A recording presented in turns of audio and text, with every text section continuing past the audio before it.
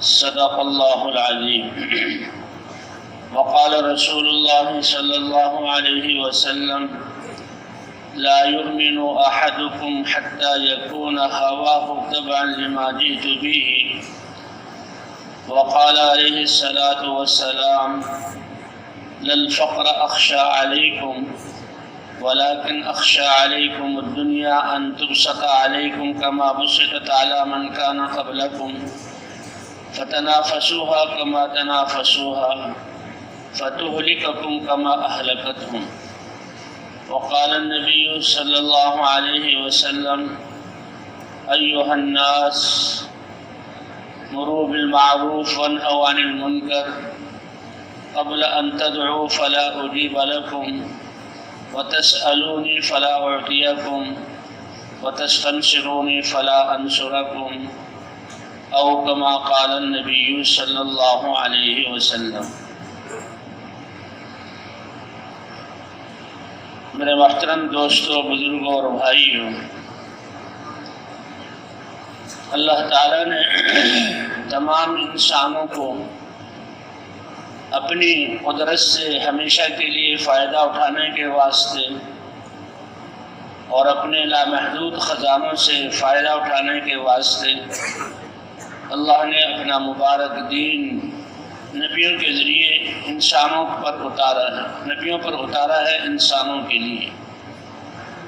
اس دین کے ذریعے یہ انسان اللہ کی قدرت سے براہ راست فائدہ اٹھائے اور اللہ کے خزانوں سے لینے والا بن جائے۔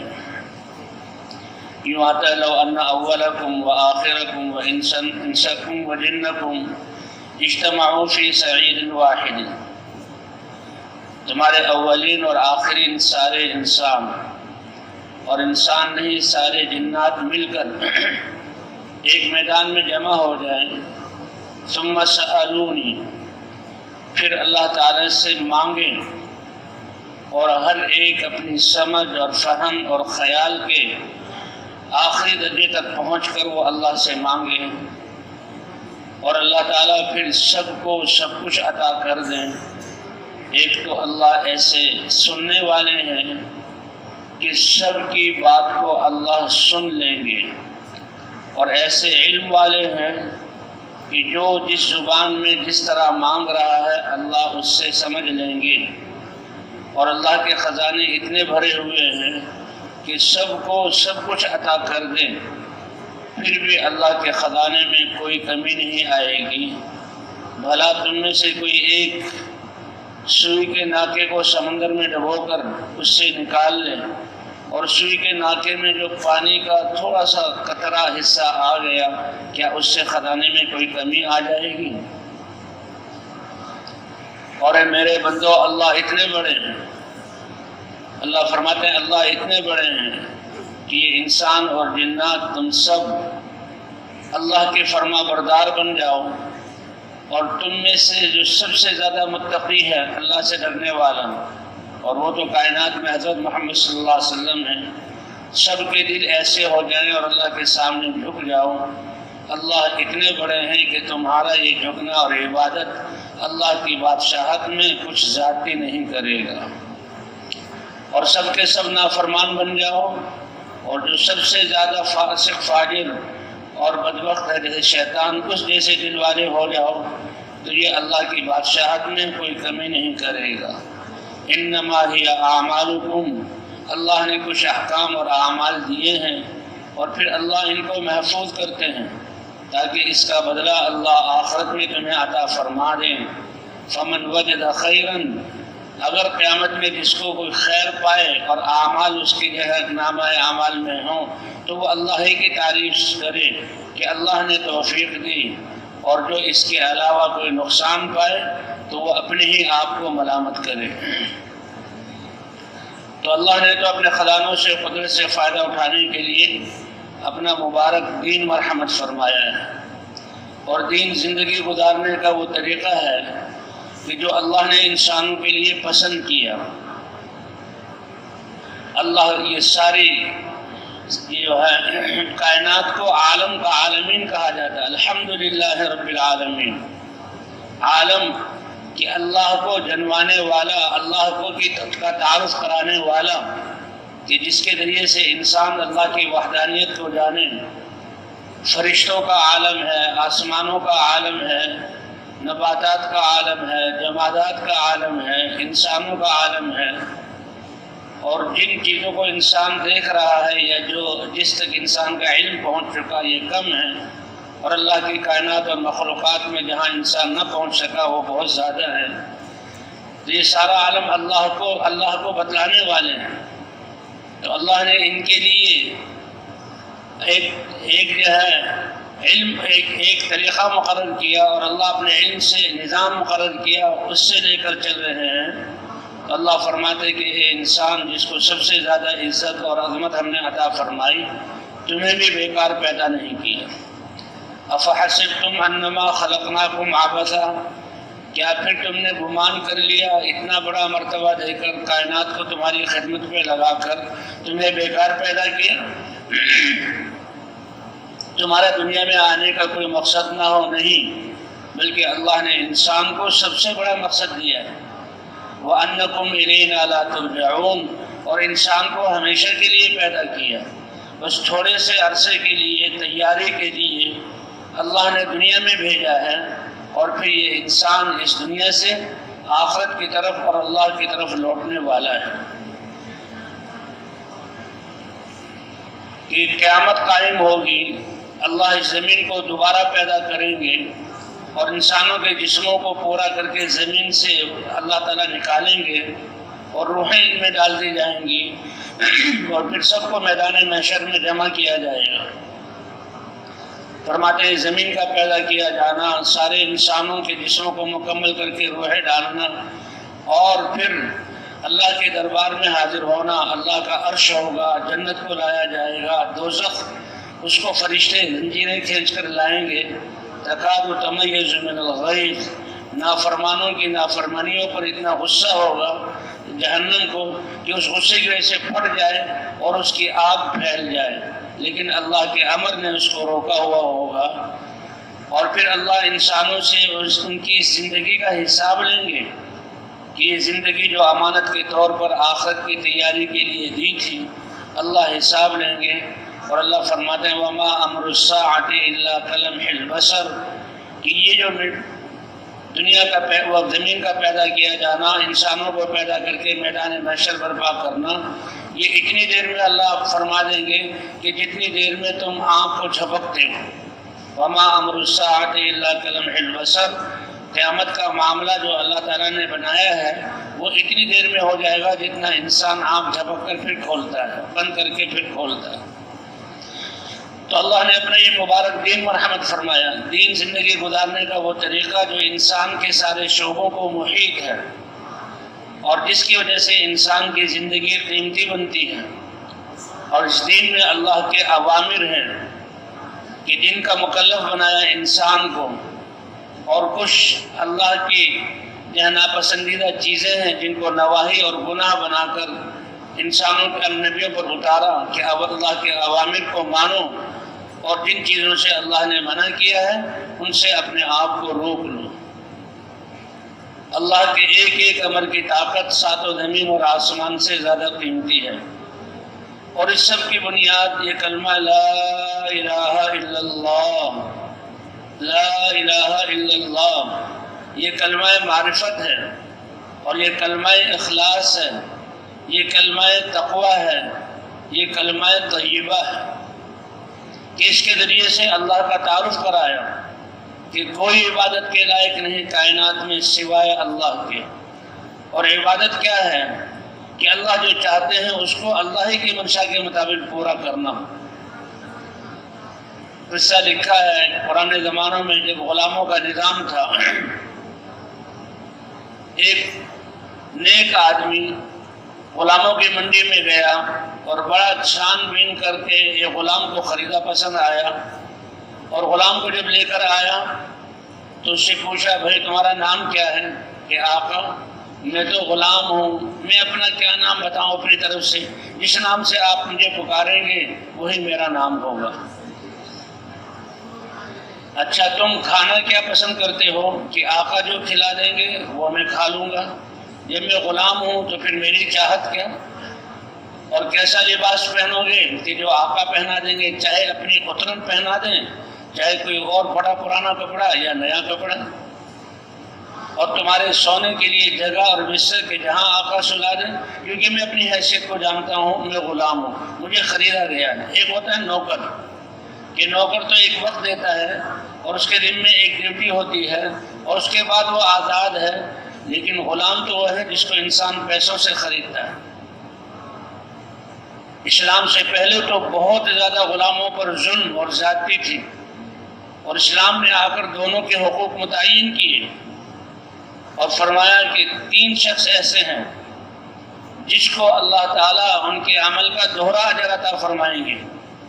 ایک شخص ان میں سے وہ ہے کہ اللہ کے رسول صلی اللہ علیہ وسلم جب تشریف لائے اور اپنی نبوت کا دعویٰ کیا، کہا وہ شخص کہ جو پہلی کتابوں پر ایمان رکھتا تھا، یہودی تھا یا عیسائی تھا، اور پھر جب اسلام کی دعوت پہنچی تو وہ پھر اسلام میں بھی داخل ہو گیا اور حضور صلی اللہ علیہ وسلم کی شریعت کو بھی اس نے مان لیا، تو اللہ اس کو دوہرا اجر دیں گے۔ کہ دعوت پہنچنے سے پہلے وہ جب بھی ایک آسمانی دین پر تھا، اور جب اسلام کی دعوت پہنچی تو اس دین کو بھی قبول کر لیا۔ اور فرمایا دوسرا وہ شخص ہے کہ جو غلامی کی صورت میں جس کو زندگی ملی لیکن ہے وہ مسلمان، تو اس غلام کو اللہ دوہرا اجر دیں گے۔ کون سا غلام؟ کہ جو اللہ نے مالک کے حقوق اس پر واجب کیے ہیں، ان حقوق کو بھی غلام ہوتے ہوئے پورا کرے، اس مالک کی نافرمانی نہ کرے، اور مسلمان ہوتے ہوئے اللہ کے حقوق کو بھی پورا کرے، اللہ اس غلام کو دوہرا اجر عطا فرمائیں گے۔ ایک صحابی نے عرض کیا، یا رسول اللہ، یہ ہمارے غلام ہیں اور ہم نے ان کو خریدا ہے، یہ ہماری ملکیت ہے، بعض دفعہ ایسا کام کر دیتے ہیں کہ جس سے غصہ کرتا ہے، اور غصے کی وجہ سے انسان ان کو سزا دے دیتا ہے، تو اس کا کیا حکم ہے؟ اللہ کے رسول نے اپنے صحابی سے فرمایا، اگر تم نے سزا اس کو اتنی دی ہے جتنا اس کا جرم تھا، پھر تو قیامت میں بچ جاؤ گے۔ اللہ کا وہ بھی بندہ ہے، اللہ کے تم بھی بندے ہو، اللہ نے اس کو بھی احکام دیے ہیں، اللہ نے تمہیں بھی احکام دیے ہیں۔ اگر سزا ناپ تول کر اتنی دی جتنا اس نے جرم کیا، تم بچ جاؤ گے، ورنہ اللہ اپنی صفت عدل کو قیامت میں ظاہر کریں گے۔ اگر تم نے زیادتی کی ہے تو تم اس کی جگہ ہو جاؤ گے اور وہ تمہاری جگہ ہوگا، اور اس زیادتی کا اللہ بدلہ دلوائیں گے۔ کہ اللہ کے رسول، یہ تو بہت نازک و بڑی حساس چیز ہے کہ ہاں، پھر تو میں غلام کو آزاد کر دیتا ہوں۔ کہا جو غلام کو اس کی غلامی سے آزاد کر دے گا، اللہ تعالیٰ اس کے پورے جسم کے اعضاء کو جہنم کی آگ سے آزاد کر دیں گے۔ تو اسلام تو حقوق والا مذہب ہے۔ تو یہ آقا اپنے غلام سے، بھئی تمہارا نام کیا ہے؟ کہ جو آقا پسند کریں۔ تم کھانا کیا کھاؤ گے؟ کہ جو آقا کھلا دیں۔ اور تم کپڑے کیسے پہنو گے؟ کہ جو آقا پہنا دیں۔ تمہارے لیے سونے کا کمرہ اور بستر کے چارپائی کیسی ہوگی؟ جو آقا دے دیں، کیونکہ میں غلام ہوں، میں اپنی حیثیت کو جانتا ہوں۔ تو یہ بات ہو رہی ہے، اور آقا اس سے سوال کر کے جواب سن رہا ہے، اور آقا کی آنکھوں میں آنسو۔ وہ بھی نیک آدمی تھا، بڑا سلیم الطبع تھا، بڑا سمجھدار تھا۔ تو غلام نے پوچھا، آقا اس میں آپ رو کیوں رہے ہیں؟ آپ کی آنکھوں سے آنسو کیا؟ میں نے تو اپنی حیثیت کو پہچانا ہے کہ میں غلام ہوں، اس لیے میں نے آپ کے سوالات کا جواب دیا۔ کہ نہیں بیٹا، تم نے تو میری آنکھیں کھول دی ہیں۔ کہ کیسے آنکھیں کھولی؟ کہ دیکھو میں نے تمہارا خالق ہوں، اللہ نے تمہیں پیدا کیا، یہ ساری صلاحیتیں اللہ نے دی۔ نہ میں تمہارا رزاق ہوں، رزق دینے والی ذات تو اللہ کی ہے، اور نہ میں تمہیں شفا دے سکتا ہوں، شفا بھی کون دینے والے ہیں؟ اللہ نے مجھے تھوڑا سا مال دیا، تمہیں غلام بنایا، اور اس مال کے ذریعے میں نے خرید لیا۔ تم میری طرح انسان ہو، تم اتنے سمجھدار ہو کہ اپنی مرضی کو میرے سامنے تم نے فنا کر دیا، تم نے اپنی مرضی کو میرے سامنے فنا کر دیا، تو اس میرے رب اور اللہ کا مجھ پر کتنا حق ہے، جس نے مجھے عدم سے بھی وجود دیا اور جس نے مجھے جو مجھے رزق بھی دیتا ہے اور ساری نعمتیں اس کی ہیں، اس اللہ کا مجھ پر کتنا حق ہے۔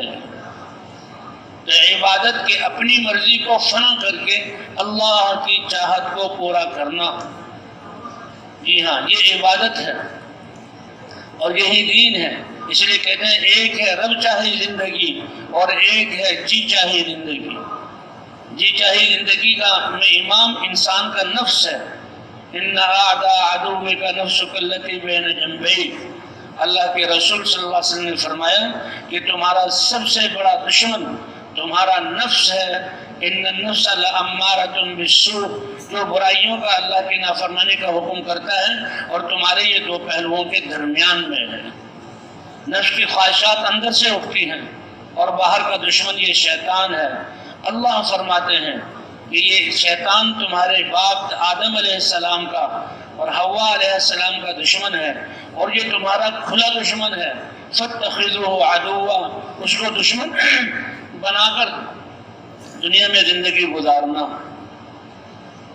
جو دین زندگی گزارنے کا وہ طریقہ جو اللہ نے اتارا ہے، اور اس دین کی بنیاد یہ کلمہ لا الہ الا اللہ ہے۔ یہ کلمہ معرفت جس سے اللہ کی پہچان کے اللہ کے علاوہ کوئی عبادت کے لائق نہیں، اکیلے اللہ جو ہے وہ عبادت کے لائق۔ اور عبادت کا جو مفہوم کہ انسان کو پہلے عبادت ہی کے لیے پیدا کیا، انسان اپنی خواہشات کو جو ہے چھوڑ کر اور ان کو دبا کر اللہ کی چاہت کو پورا کرے، اور جو اللہ کی چاہت کو پورا کرے گا اللہ دنیا میں بھی اطمینان عطا فرمائیں گے، اللہ دنیا میں بھی عافیت عطا فرمائیں گے، اللہ زمین اور آسمان کی برکتوں کے دروازے کھولیں گے، اور اللہ جو ہے ان کو دنیا کی سعادتیں بھی عطا فرمائیں گے، اور مرنے کے بعد اللہ جنت اور اپنی رضا عطا فرمائیں گے۔ جی ہاں، وَلَوْ أَنَّ أَهْلَ الْقُرَىٰ آمَنُوا وَاتَّقَوْا لَفَتَحْنَا عَلَيْهِمْ بَرَكَاتٍ مِّنَ السَّمَاءِ وَالْأَرْضِ، اگر یہ بستیوں والے، پہلی قومیں دنیا میں بسنے والے جن کو اللہ نے بسایا، اللہ نے پیدا کیا، زمین ان کے لیے بچھونا بنائی اور نعمتوں کی ان پر بارش کی، اگر وہ جو نبی دعوت لے کر آئے تھے اللہ پر ایمان لے آتے، اللہ کو پہچان لیتے، اور حضرات انبیاء کرام جو زندگی لے کر آئے تھے اور ان کو خود آ کر سکھلاتے تھے، اس زندگی کو اختیار کر لیتے تو ہم اور نعمتوں کے دروازے ان پر کھول دیتے، آسمان اور زمین کی برکتوں کے دروازے ان پر کھول دیتے، دنیا بھی ان کی بن جاتی، آخرت بھی ان کی بن جاتی۔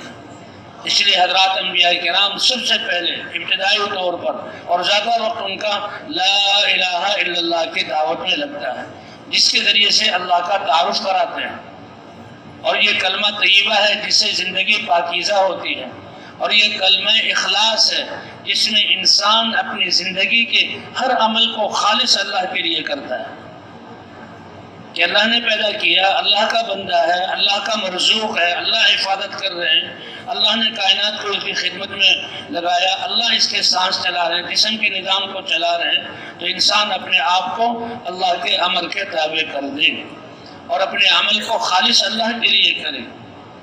جب حضور صلی اللہ علیہ وسلم نے اس کلمے کی دعوت دی تو فرمایا من قال لا الہ الا اللہ مخلصا بقلبہ دخل الجنہ، جو کلمہ لا الہ الا اللہ کہے لیکن دل کے اخلاص کے ساتھ کہے تو وہ جنت میں داخل ہوگا۔ صحابہ کرام جن کو اللہ نے حضور کی صحبت کے لیے چنا اور جن کو اللہ نے حضور کی نیابت میں اپنا دین، کیونکہ پہلے تو انبیاء دین پہنچاتے تھے، اپنا دین پوری انسانیت تک پہنچانے کے لیے چنا، اور سب سے پہلے شاگرد حضور صلی اللہ علیہ وسلم کے اللہ نے ان کو چنا تھا اور حضور کی صحبت کے لیے پسند کیا تھا، اس لیے اللہ نے ان کو سمجھ بھی ایسی دی، فوراً سوال کیا تاکہ ساری انسانیت کے لیے رہبری رہنمائی آسانی ہو۔ اے اللہ کے رسول، یہ اخلاص کیا ہے؟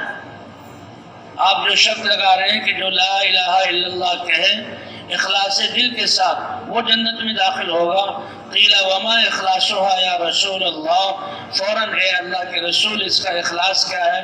اللہ کے رسول صلی اللہ علیہ وسلم نے فرمایا ان تحجزہ عن محارم اللہ، کہ جب اس نے یہ اللہ سے وعدہ کر لیا آپ ہی میرے معبود ہیں اور میری زندگی آپ کے حکم کے مطابق گزرے گی، میں آپ کا بندہ ہوں، تو یہ کلمہ اس کو اللہ کی حرام کی ہوئی چیزیں اور اللہ کی نافرمانیوں اور ناپسندیدہ باتوں سے روک دے۔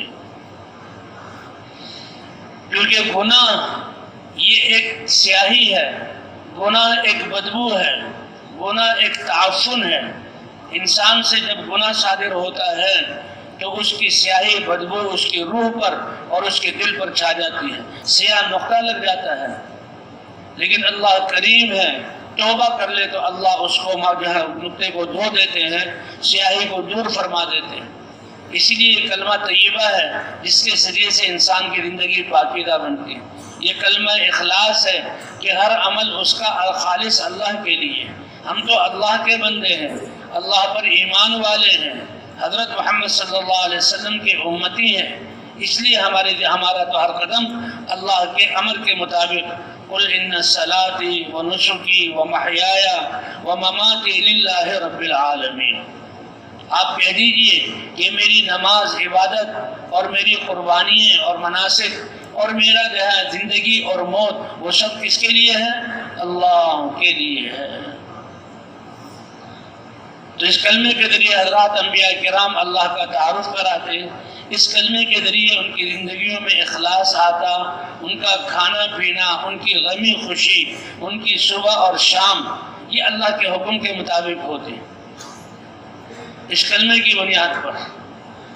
اور پھر جب زندگی پاکیزہ بنتی تو اللہ تعالیٰ ان پر رحمتوں کے دروازے کھول دیتے ہیں۔ والذین آمنوا اشد حبا للہ، جو ایمان لے آئے، جنہوں نے اللہ کو پہچان لیا اور جن کی زندگی پاکیزہ بن گئی، تو وہ تو سب سے زیادہ اللہ سے محبت کرنے والے ہیں، سب سے زیادہ اللہ سے محبت۔ اور یہ قاعدہ ہے کہ محبت کرنے والا اپنے محبوب سے، اپنے محبوب کے لیے سب کچھ قربان کر دیتا ہے اور اس کی اطاعت کرتا ہے۔ تو والذین آمنوا اشد حبا للہ، جب ایمان ان کے دلوں میں پختہ ہو جاتا، اللہ کے احکام اترتے اور یہ ایمان والے اللہ کے احکام پر چلتے اور انہی کو اللہ زمین کا وارث بناتے۔ نبیوں کی دعوت پر جب حجت پوری ہو جاتی پھر اللہ باطل والوں کو یہاں ختم فرما دیتے۔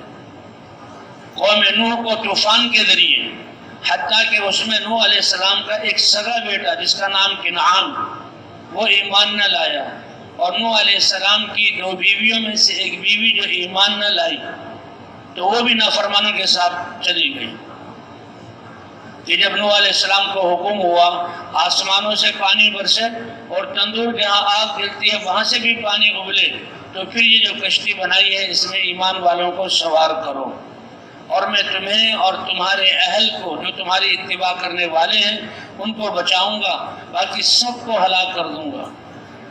تو نوح علیہ السلام جب ایمان والوں کو سوار کر رہے ہیں تو دیکھا پہاڑ کے دامن میں ان کا اپنا بیٹا وہ کھڑا ہوا ہے، اور نوح علیہ السلام نے بڑے پیارے یا بنیا، اے میرے چھوٹے سے بیٹے، پیارے بیٹے، آ جاؤ ہمارے ساتھ آج کشتی میں سوار ہو جاؤ، کیونکہ آج اللہ کے عذاب سے بچانے والا کوئی نہیں سوائے اللہ کے، جس کو اللہ بچا لے اور اللہ ایک جہاں اپنے امر سے بچائیں گے، اس کشتی میں سوار ہو جاؤ۔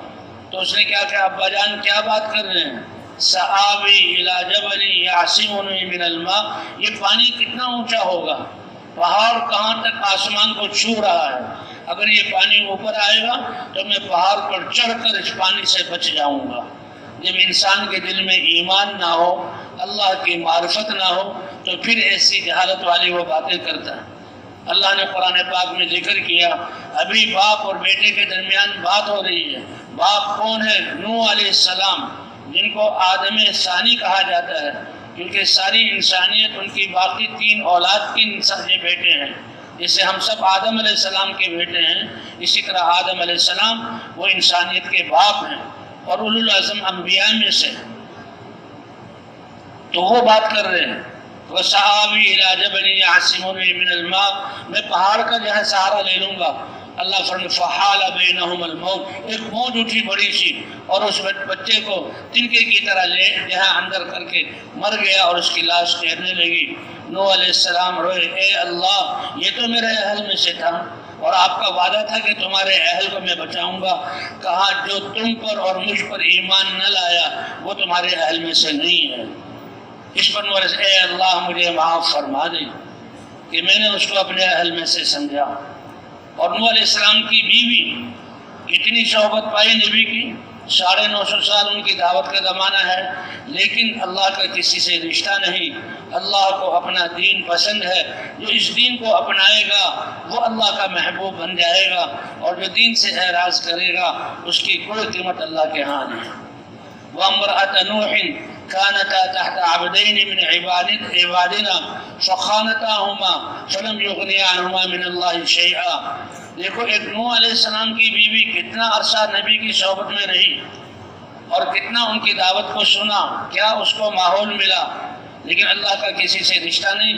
جب ایمان نہ لائی اور نبی سے خیانت کی، اسی طرح لوط علیہ السلام کی جو بیوی تھی، یہ لوط علیہ السلام کی قوم، بلکہ وہ ان کی قوم نہیں تھی جس کی طرف رسول بنا کر بھیجے گئے، وہ بڑی بے حیائی والے کام میں مشغول تھی، تو بیوی کی ہمدردی اپنی قوم کے ساتھ تھی۔ کہ یہ دونوں باوجود نبیوں کی بیوی ہوتے ہوئے جب اللہ کی نافرمانی کی اور اپنے شوہر نبیوں سے خیانت کی تو بیوی ہونے نے ان کو کوئی فائدہ نہیں پہنچایا اور دونوں ناکام اور ہلاک ہونے والوں میں سے ہو گئے۔ تو اللہ کا مبارک دین جس کے لیے حضرات انبیاء کرام آتے ہیں اور اس دعوت سے ابتدا کرتے ہیں اور کلمے کی دعوت سے ایمان آتا ہے، پھر اللہ کے احکام اترتے ہیں اور انسانیت جب اللہ کے احکام پر چلتی ہے پھر اللہ کا فیصلہ ہوتا ہے اور باطل والوں کو اللہ ختم فرما کر زمین کا وارث ایمان والوں کو بناتے ہیں۔ نوح علیہ السلام کی قوم باوجود کثرت کے اللہ نے اس کو جڑ سے اکھیڑ کے پھینکا۔ قوم عاد، ہود علیہ السلام کی قوم بڑے طاقتور تھے، بڑے بڑے ان کے قد تھے، بڑے بڑی ان کی حویلیاں تھیں، اور ان کا یہ نعرہ تھا من اشد منا قوہ، ہم سے زیادہ قوت والا کون ہے؟ اللہ نے نبی کو بتایا ان کو بتاؤ کہ تم سوچو جس اللہ نے تمہیں عدم سے وجود دیا اور پیدا کیا، کیا تمہاری عقلیں اس کو تسلیم نہیں کرتی کہ وہ تم سے زیادہ طاقتور ہے؟ وہ اللہ جو آسمانوں کو پیدا کرنے والے، زمین کو بنانے والے، ساری کائنات کے خالق، لیکن انسان جب اپنی خواہش پر چلتا ہے تو دل اس کا اور دل کی آنکھیں اندھی ہو جاتی ہیں۔ اور نوح علیہ السلام نے ہود علیہ السلام دعوت دے رہے ہیں، اللہ نے ہوا جیسی نفع والی چیز کے ذریعے ان کو ہلاک کیا۔ ریح صرصر عاتیہ سخرها علیہم 7 لیال و8 ایام حسوما فتر القوم فیہا سرعا کأنہم اعجاز نخل خاویہ۔ یہ ہر طاقتور کے لیے جس کو اپنی طاقت پر، اپنے جسم کی صحت پر گھمنڈ ہو، اس کے لیے عبرت ہے۔ اللہ فرماتے ہیں ان جیسے بڑے بڑے جسموں والے انسان ہم نے پیدا نہیں کیے روئے زمین پر، التی لم یخلق مثلها فی البلاد، لیکن اللہ کا کسی سے رشتہ نہیں ہے۔ اللہ کو اپنا دین محبوب ہے، دین کے لیے، دین کی دعوت کے لیے نبیوں کو بھیجا، اور نبیوں نے اس دین کے لیے مشقتیں برداشت کی، اور اس دین کی تعلیم کو لے کر حضرات انبیاء کرام خود اپنی قوموں کے پاس آئے۔ تو جب نہ مانا تو ہوا کے ذریعے 7 راتیں اور 8 دن یہ ہوا چلتی رہی۔ اتنی تیز ہوا تھی کہ پہلے ان کے جسموں کو ہوا میں اڑایا، پھر ان کے گھروں کو جڑوں سے اکھیڑ کر چھتوں کے بل جو ہے زمین میں گھروں کو دھسا دیا اور زمین پر پٹک کر مارا۔ تو یوں آتا ہے کہ یہی ہود علیہ السلام اور ایمان والے انہی فضاؤں اور انہی علاقوں میں تھے، وہ کہیں پہاڑوں پر نہیں چڑھے یا اس علاقے سے باہر نہیں نکلے، لیکن قدرت قدیر اللہ ہیں، کرنے والے اللہ ہیں۔ ایک ہی وقت میں حکم تھا ہوا کو، نافرمانوں کو تنکوں کی طرح اڑا کر اور سر کے بل پٹک کر ان کو مار دو، اور ایمان والوں سے گزرتے ہوئے ان کو ذرہ برابر تکلیف نہ پہنچاؤ۔ اس طرح اللہ تو رب ہیں، کریم ہیں، اور نبیوں کو بھیجا دعوت کے لیے، اور حضرات انبیاء کرام خود چل کر قوموں کے پاس آئے، اور اللہ کا فیصلہ کہ ایمان والے جو ہیں وہی بچیں گے، دنیا اور آخرت میں کامیابی ان کو ملے گی۔ سب سے آخر میں سارے نبیوں کے سردار حضرت محمد صلی اللہ علیہ وسلم اللہ کا دین اور دعوت لے کر انسانیت کی طرف آئے۔ 40 سال آپ کے مکے میں گزرے اور مکے والوں نے آپ کی زندگی کو دیکھا، کہا آپ پر وحی اترنے سے پہلے خلوت کی محبت آپ کے دل میں ڈالی کہ اکیلا ہو جاؤں میں، تو آپ غار حرا میں چلے گئے۔ بیت اللہ سے شمال مشرق کی طرف 3 میل کے فاصلے پر اوپر پہاڑ پہ غار ہے، آپ وہاں چلے گئے اور اللہ کی عبادت میں مشغول ہو گئے۔ اور جب گئے تو توشہ ساتھ لے گئے۔ بعد میں بعض روایت میں آتا ہے خدیجہ رضی اللہ تعالی عنہ ہفتے 10 دن کے بعد کچھ کھانا بنا کر دے دیتی اور وہ غلام حضور کے پاس رکھ آتا، آپ بقدر حاجت استعمال کرتے اور پھر جو ہے وہ عبادت میں لگے رہتے۔ اللہ نے جبرائیل علیہ السلام کو بھیجا اور جبرائیل علیہ السلام انسان کی صورت میں آئے اور حضور فرماتے ہیں کہ میں جبرائیل علیہ السلام آئے اور مجھے کہا اقرا، آپ پڑھیے۔ تو حضور صلی اللہ علیہ وسلم نے کہا ما انا بقارئ، میں لکھنے پڑھنے والا نہیں ہوں، یہ کتاب کچھ لکھے ہوئے کو پڑھو، میں پڑھا ہوا نہیں ہوں۔ تو جبرائیل علیہ السلام نے دبایا اور اتنی زور سے دبایا کہ حضور کو اپنی جان نکلنے کا خطرہ ہو گیا، اور 3 دفعہ ایسا ہوا۔ اور پہلی یہ وحی اقرا بسم ربک الذی خلق خلق الانسان من علق اقرا وربک الاکرم الذی علم بالقلم علم الانسان ما لم یعلم۔ تو اس دبانے کی وجہ سے آپ کی کیفیت، آپ حضرت خدیجہ رضی اللہ تعالیٰ عنہ کے پاس آئے اور ان کو ساری کیفیت بتائی۔ حضرت خدیجہ رضی اللہ تعالیٰ عنہ ان کو لے کر ورقہ ابن نوفل کے پاس گئے، جو حضرت خدیجہ کے چچا زاد بھائی تھے، لیکن ان کے وہ عیسائی دین پر تھے، انجیل کتاب کا ان کو علم تھا، عربی میں اس کو عبادت اور نماز کو نہیں جانتے، کائنات میں سے کوئی چیز اللہ کی نافرمانی کر نہیں سکتی۔ انسان کو اللہ نے امتحان کے لیے پیدا کیا، اختیار دیا ہے، اور انسان کو اللہ نے اتنا عظیم بنایا ہے کہ اس کے اعمال کا اثر آخرت کے زندگی پر بھی پڑتا ہے اور دنیا کی زندگی پر بھی پڑتا ہے۔ تھوڑے سے عرصے کے لیے اور یہ دنیا کے نقشے جیسے اللہ فرما رہے ہیں ان وعد اللہ حق فلا تغرنکم الحیات الدنیا ولا یغرنکم باللہ الغرور۔ اللہ کا وعدہ سچا ہے۔ جی ہاں، تمہیں دنیا کی زندگی دنیا سے ہوتا ہوا نظر آ رہا ہے، یہ دھوکے میں نہ ڈالے اور یہ شیطان تمہیں دھوکے میں نہ ڈالے کہ جن چیزوں سے ہوتا ہوا نظر آ رہا ہے یہ چیزوں سے نہیں ہو رہا، اور اس کی کسی کرنے والی ذات اللہ کی ہے۔ جو غیب میں اس کو نہیں دیکھ سکتے۔ ایمان بالغیب، اللہ نے نبیوں کو بھیجا، ان پر اپنا کلام اتارا، تو نبی پر اعتماد کر کے اللہ کے کلام کو سچا سمجھ کر اور پھر اللہ پر کہ اللہ جو ہے وہ ساری کائنات کے خالق اور مالک۔ حضرات انبیاء کرام نے اسی دھوکے سے انسانوں کو نکالا۔ تو قبر میں پہلا سوال تمہارا رب کون ہے اور تمہارا زندگی گزارنے کا طریقہ کیا تھا؟ اور یوں آتا ہے کہ حضور صلی اللہ علیہ وسلم نے فرمایا ان کے بعد کہ مردے کے سامنے حضرت محمد صلی اللہ علیہ وسلم کو لایا جاتا ہے کہ ما تقول فی هذا الرجل الذی بعث الیکم، اس ہستی کے بارے میں کیا کہتے ہو؟ اور ایک روایت میں ہے کہ من نبی، تمہارا نبی کون ہے؟ تو لہذا اس کا ایمان بھی یقین بھی ٹھیک تھا اور زندگی بھی حضور کے دین کے مطابق گزاری اور اللہ کے رسول ہونے کا یقین اس کے دل میں تھا، تو کہہ گا دینی الاسلام، کہ میرا دین تو اسلام ہے، میرا رب تو اللہ ہے اور یہ اللہ کے رسول ہے جس کو ہماری طرف بھیجا گیا۔ تینوں سوالوں میں وہ جہاد پاس ہو گیا تو فرمایا اس کی قبر کے ان کو وسیع کر دیا جائے گا اور پھر اس کو آرام کی نیند سلایا جائے اور قبر اس کے لیے راحت کی جگہ بنے گی۔ اور قیامت کے 4 سوال، یہ میدان محشر، قیامت میں 4 سوال ہوگی۔ لا تزال قدم عبد حتى يسأل عن 4، ان 4 چیزوں کے بارے میں سوال ہوگا اور وہ سوال اللہ نے واضح کر دی اور اس کی تیاری کے لیے اللہ نے دنیا میں بھیجا۔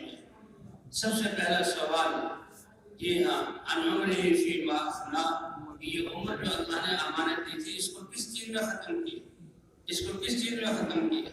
وعن شبابه فیما ابلا، اور جوانی کے بارے میں کہ بچپن میں تو انسان بڑا کمزور اور ناتواں ہوتا ہے، اس کی نشو و نما اللہ فرماتے ہیں، اور جوانی میں ہر استعداد و صلاحیت اور قوت اپنے جو ہے اعلیٰ مقام اور کمال پر ہوتی ہے، اور بڑھاپے میں پھر انسان انحطاط کی طرف آ جاتا ہے۔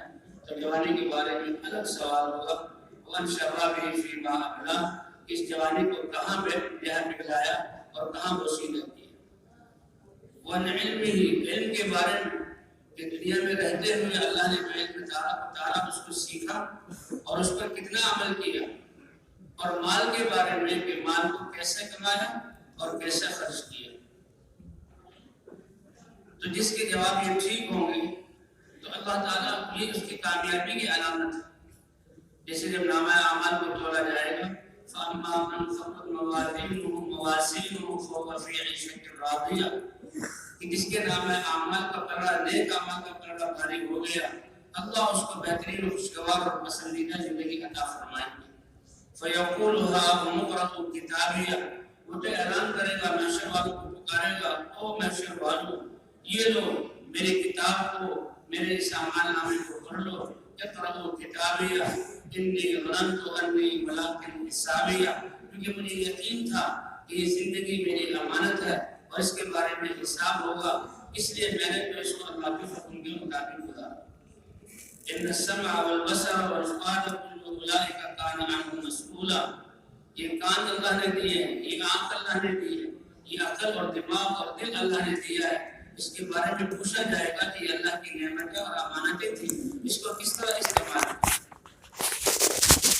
اور قرآن پاک میں آتا ہے کہ انسان کی کھال بھی گواہی دے گی، اليوم نختم على افواہہم وتکلمنا ایدیہم وتشہد ارجلہم بما كانوا یکسبون، کہ زبان پر تو تالا لگا دیا جائے گا، جی ہاں، اور ہاتھ اور پاؤں اور رانے یہ گواہی دیں گی، اور ایک ویسے کھالے گواہی دیں گی، اور وہ کھال اپنے اعلیٰ کو پوچھے گا کہ تمہارا ناش ہو، تمہارے لیے جو سب کچھ کرتا تھا، تم نے آج میرے خلاف کیوں گواہی دی؟ تو یہ اعلیٰ بولیں گے انطقنا اللہ الذی انطق کل شیء، آج ہمیں بولنے کی طاقت اس ذات نے دی، اس لیے ہر جاندار کو بولنے کی طاقت، اس ہر چیز کو بلوایا، آج اس نے ہمیں حکم دیا۔ یہ زبان کیا ہے؟ ایک گوشت کا ٹکڑا ہے، اس سے کیسے آواز نکل رہی ہے؟ یہ تو اللہ کا امر ہے، اللہ کا امر ہے، جی ہاں۔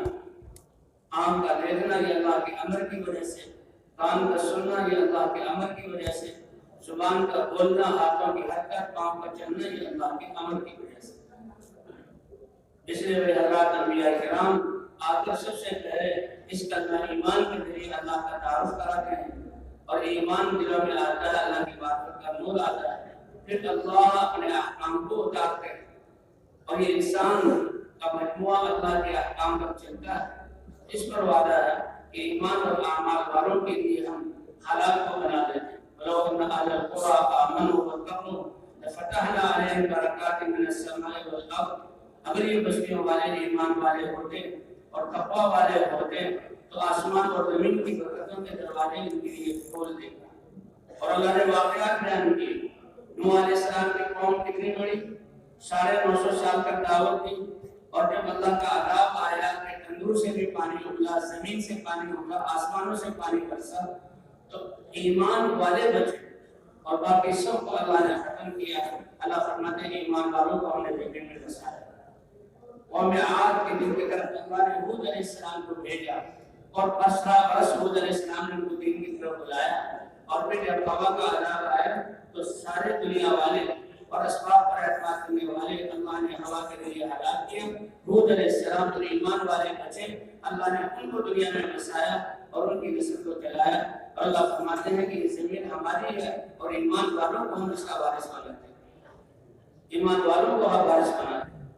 وہ ہوا ایسی تیز کہ یہی ہوا انسان کی زندگی کا ذریعہ بھی ہے، لیکن اللہ کے امر سے، اور جب انسان اللہ کے حکم کا نافرمان بن جائے، حجت پوری ہو جائے، تو اسی ہوا کو اللہ ہلاکت کا ذریعہ بنائیں گے۔ یہ پانی اس سے ہر چیز کی زندگی ہے، لیکن جب اللہ کی نافرمانی ہو تو اس کی پانی کے ذریعے اللہ قوموں کو ہلاک کریں گے، جیسے نوح علیہ السلام کی قوم کو ہلاک کیا۔ حضرت یونس علیہ السلام وہ اپنی قوم کو دعوت دے رہے تھے اور بہت دن دعوت دے، قوم مانتی نہیں تھی، حتیٰ کہ یونس علیہ السلام نے بتایا کہ دیکھو اگر تم ان پر ایمان نہ لائے اور اللہ کی بات نہ مانا تو تم پر عذاب آئے گا، اور یہ عذاب کی یہ نشانیاں ہوں۔ قوم نے انکار کیا اور یونس علیہ السلام کو کہہ چکے تھے کہ اللہ کا عذاب تم پر آنے والا ہے، اور یونس علیہ السلام ان قوم کے بیچ میں سے نکلے کہ بھئی اب تو عذاب آنے والا ہے، اس قوم میں جب کہ اللہ کا عذاب آئے میں اس میں کیوں رہوں، اللہ میری حفاظت فرمائے۔ وہ تو باہر نکلے۔ سارے انبیاء کی نافرمان قوموں میں سے ایک یونس علیہ السلام کی قوم ہے کہ نبی جب باہر نکلے تو انہوں نے عذاب کے آنے سے پہلے توبہ کی، جب عذاب شروع ہو جائے پھر توبہ قبول نہیں۔ اور تو فرعون نے بھی ڈوبتے ہوئے کہا کہ اب میں موسیٰ اور ہارون اور بنی اسرائیل کے رب پر ایمان لاتا ہوں۔ جب ڈوبتے ہوئے ہلاکت کو دیکھا، فرشتوں کو دیکھا تو وہ ایمان قبول نہیں ہوا۔ لیکن یونس علیہ السلام کی قوم ابھی عذاب شروع ہوا نہیں تھا، وہ نوح علیہ السلام نے یونس علیہ السلام نکل گئے، وہ کہنے لگے دیکھو کہ اللہ کا نبی نکل گیا ہے، اور انہوں نے دھمکی دی تھی، ساری قوم نے توبہ کی۔ لیکن یونس علیہ السلام کو اس کا پتہ نہ لگا کہ اللہ کی حکمت تھی۔ اب یونس علیہ السلام جو نکلے تھے کہ میں اللہ کے عذاب کے آنے کا وقت آ گیا تھا اور میں قوم سے نکل آیا ہوں، اور قوم پر عذاب آج ابھی اللہ کا وعدہ سچا ہو جاتا، لیکن دیکھا عذاب نہیں آیا، تو یونس علیہ السلام کہ اگر میں یہاں ٹھہرا اور قوم نے مجھے دیکھا تو وہ مجھے جھٹ جائے گی کہ تم تو کہتے کہ عذاب آنے والا ہے، نشانی بھی ظاہر ہو گئی کہ اللہ کا عذاب آیا نہیں۔ اور ان کو یہ پتہ نہیں تھا کہ قوم نے توبہ کر لی، اور توبہ کرنے کی وجہ سے اللہ نے اتنا بڑا عذاب بتا رہی ہے۔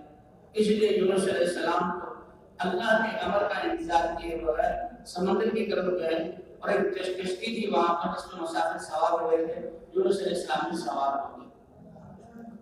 اب جب یونس علیہ السلام سوار ہوئے تو کشتی جب آگے چلی تو کشتی کا توازن برقرار نہ رہا اور وہ ڈولنے لگی، اور ایک طرف یہاں وہ چھکنے لگی کہ سارے کشتی والے وہ جو ہے وہ کیا کہتے ہیں ڈوب جائیں گے۔ تو ملا وہ کہنے لگا بھائی اس میں بھی ایسا شخص ہے جو اپنے آقا سے بھاگا ہوا ہے، وہ اس کشتی سے اتر گیا، ورنہ کشتی یہ ڈوب جائے گی، سب ڈوب جائیں گے۔ یونس علیہ السلام سمجھ گئے کہ میں اللہ کے امر کے بغیر میں آیا ہوں، کہ اللہ کے نبی تھے، اللہ کے رسول تھے، ان کے لیے تو یعنی بہت اونچے احکام تھے۔ یونس علیہ السلام نے چھلانگ لگائی اور مچھلی نے ان کو اپنے اندر مچھلی نے نگل لیا، اور وہ مچھلی سمندر کی تہہ میں چلی گئی، اور یونس علیہ السلام نے اللہ کو پکارا، لا الہ الا انت سبحانک انی کنت من الظالمین، لا الہ الا انت سبحانک انی کنت من الظالمین۔ اب کتنے دن مچھلی کے پیٹ میں رہے اس کی مقدار واضح نہیں، بعض کو کئی دن ایک ساتھ بھی بتاتے ہیں، بعض بہت سارا نزول ہے کہ مچھلی کے پیٹ میں ہونے کی وجہ سے جسم وسط کے بال جو ہے وہ سارے جل گئے اور جسم بہت کمزور ہو گیا۔ پھر تصدیق کی فرمان سے تصدیق نہ کریں تو قیامت کے دن تک یونس علیہ السلام کی مچھلی کے پیٹ میں رہتے ہیں، اور اللہ کے امر سے مچھلی نے وہ مچھلی کنارے پر آئی، اور یونس علیہ السلام کو ابلا و زندگی زندہ حالت کرتے، اور ایک یہاں وہاں پیڑ تھی اس کے سائے میں یونس علیہ السلام رہے، اور اللہ نے پھر ان کو صحت عطا فرمائی۔ تو اس طرح حضرات انبیاء کرام قوم سبا کا ذکر اللہ تعالیٰ نے کیا کہ قوم سبا کو ایک دین ہم نے بنایا اور ان کی زمینوں کو ہم نے سرسبز اور شاداب کیا۔ قوم سبا کے جو ہے اس کی ان کے اشفار ہوتے تھے، لیکن باغات ایسے اور ساحل ایسے اور پھل ایسے اور بستیاں اتنی قریب قریب کہ امن والا سفر اور اسباب کی زیادہ نعمتوں کی جو ہے خدمات اور اوقات کی، لیکن وہ اپنے اللہ سے چیزوں میں پڑ گئے۔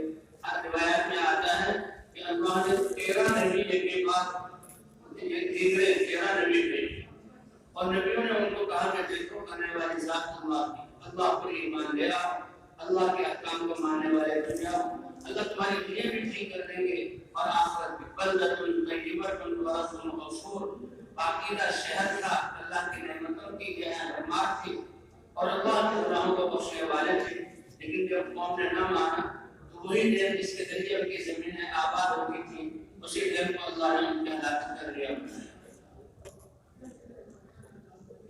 تو اس لیے اللہ نے انسان کو دنیا میں آخرت کی تیاری کے لیے بھیجا، اور انسانوں کو دھوکے سے نکالنے کے لیے اللہ نے اللہ انبیاء کرام کو بھیجا کہ اللہ کو ساتھ لے لو، اپنے احکام میں اللہ کی اپنی زندگی میں اللہ کے احکام کو مان لو، نبیوں کے طریقوں کو اپنا لو، تو تم جو ہے دنیا میں بھی کامیاب ہو جاؤ گے اور آخرت میں بھی کامیاب ہو۔ اور اللہ نے فرمایا اگر بستیوں والے ایمان والے ہوتے اور تقوی اختیار کرتے تو زمین اور آسمان کی برکتوں کے دروازے ان کے لیے کھول دیے۔ سب سے آخر میں سارے نبیوں کی سردار حضرت محمد صلی اللہ علیہ وسلم اسی کلمے کی دعوت کو لے کر آئے، کلمہ معرفت کو لے کر آئے، دعوت والے کام کو لے کر آئے۔ لیکن پہلے انبیاء میں سے ہر نبی کی ذمہ داری اور نبوت اور رسالت ایک قوم کے لیے، ایک علاقے کے لیے، کے لیے، اور ان کی دنیا سے چلے جانے کے بعد اللہ دوسرا نبی بھیج دیتے 1,24,000 اور ایک روایت کے مطابق 2 لاکھ انبیاء بھیجے، لیکن حضرت محمد صلی اللہ علیہ وسلم کی تشریف آوری پر اللہ تعالیٰ نے نبوت کے سلسلے کو بند کر دیا، اس پر مہر لگا دی اور آپ کو خاتم النبیین قرار دیا گیا۔ فرمایا حضرات انبیاء کرام کی رسالت اور نبوت کے اعتبار سے ان کی مثال ایک خوبصورت عمارت کی طرح ہے۔ اس کی پہلی ایک آدم علیہ السلام ہے، اور اللہ انبیاء کرام آتے گئے یہ رسالت اور نبوت کی عمارت تعمیر ہوتی چلی گئی۔ حضرت محمد صلی اللہ علیہ وسلم کی تشریف آوری تک ایک ہی جگہ باقی تھی۔ فرمایا میں وہ آخری نبی ہوں، اور ایک بھی لگ گئی، اب نبوت اور رسالت کی جہاں عمارت پوری ہو گئی، اب کسی رسول کے آنے کی ضرورت نہیں۔ انا خاتم النبیین لا نبی بعدی وانتم آخر الامم لا تبارکم، میں آخری نبی ہوں، خاتم النبیین ہوں، میرے بعد کوئی نبی نہیں۔ اور دوسرے یہ کہ آپ کی رسالت اور نبوت تمام روئے زمین اور تمام انسانوں اور جنات کے لیے، وما ارسلناک الا کافۃ للناس بشیرا ونذیرا، اس لیے آپ کی ذمہ داری سارے انسانیت کی کہ ہم نے سارے عالموں کے لیے، سارے عالم انسان کے لیے نہیں، سارے عالموں کے لیے نذیر اور بشیر، اللہ کے عذاب سے ڈرانے والا بنا کر اور اللہ کے پر ایمان لا کر اور اعمال پر تقریر سنانے والا بنا کر ہمیں بھیجا۔ تبارک الذی نزل الفرقان علی عبدہ لیکون للعالمین نذیرا، تاکہ سارے عالموں کو ڈرانے والا۔ تو حضور صلی اللہ علیہ وسلم کی رسالت اور نبوت کی جہاں عام ہے اور سارے انسانوں کو شامل ہے، تو آپ کی ذمہ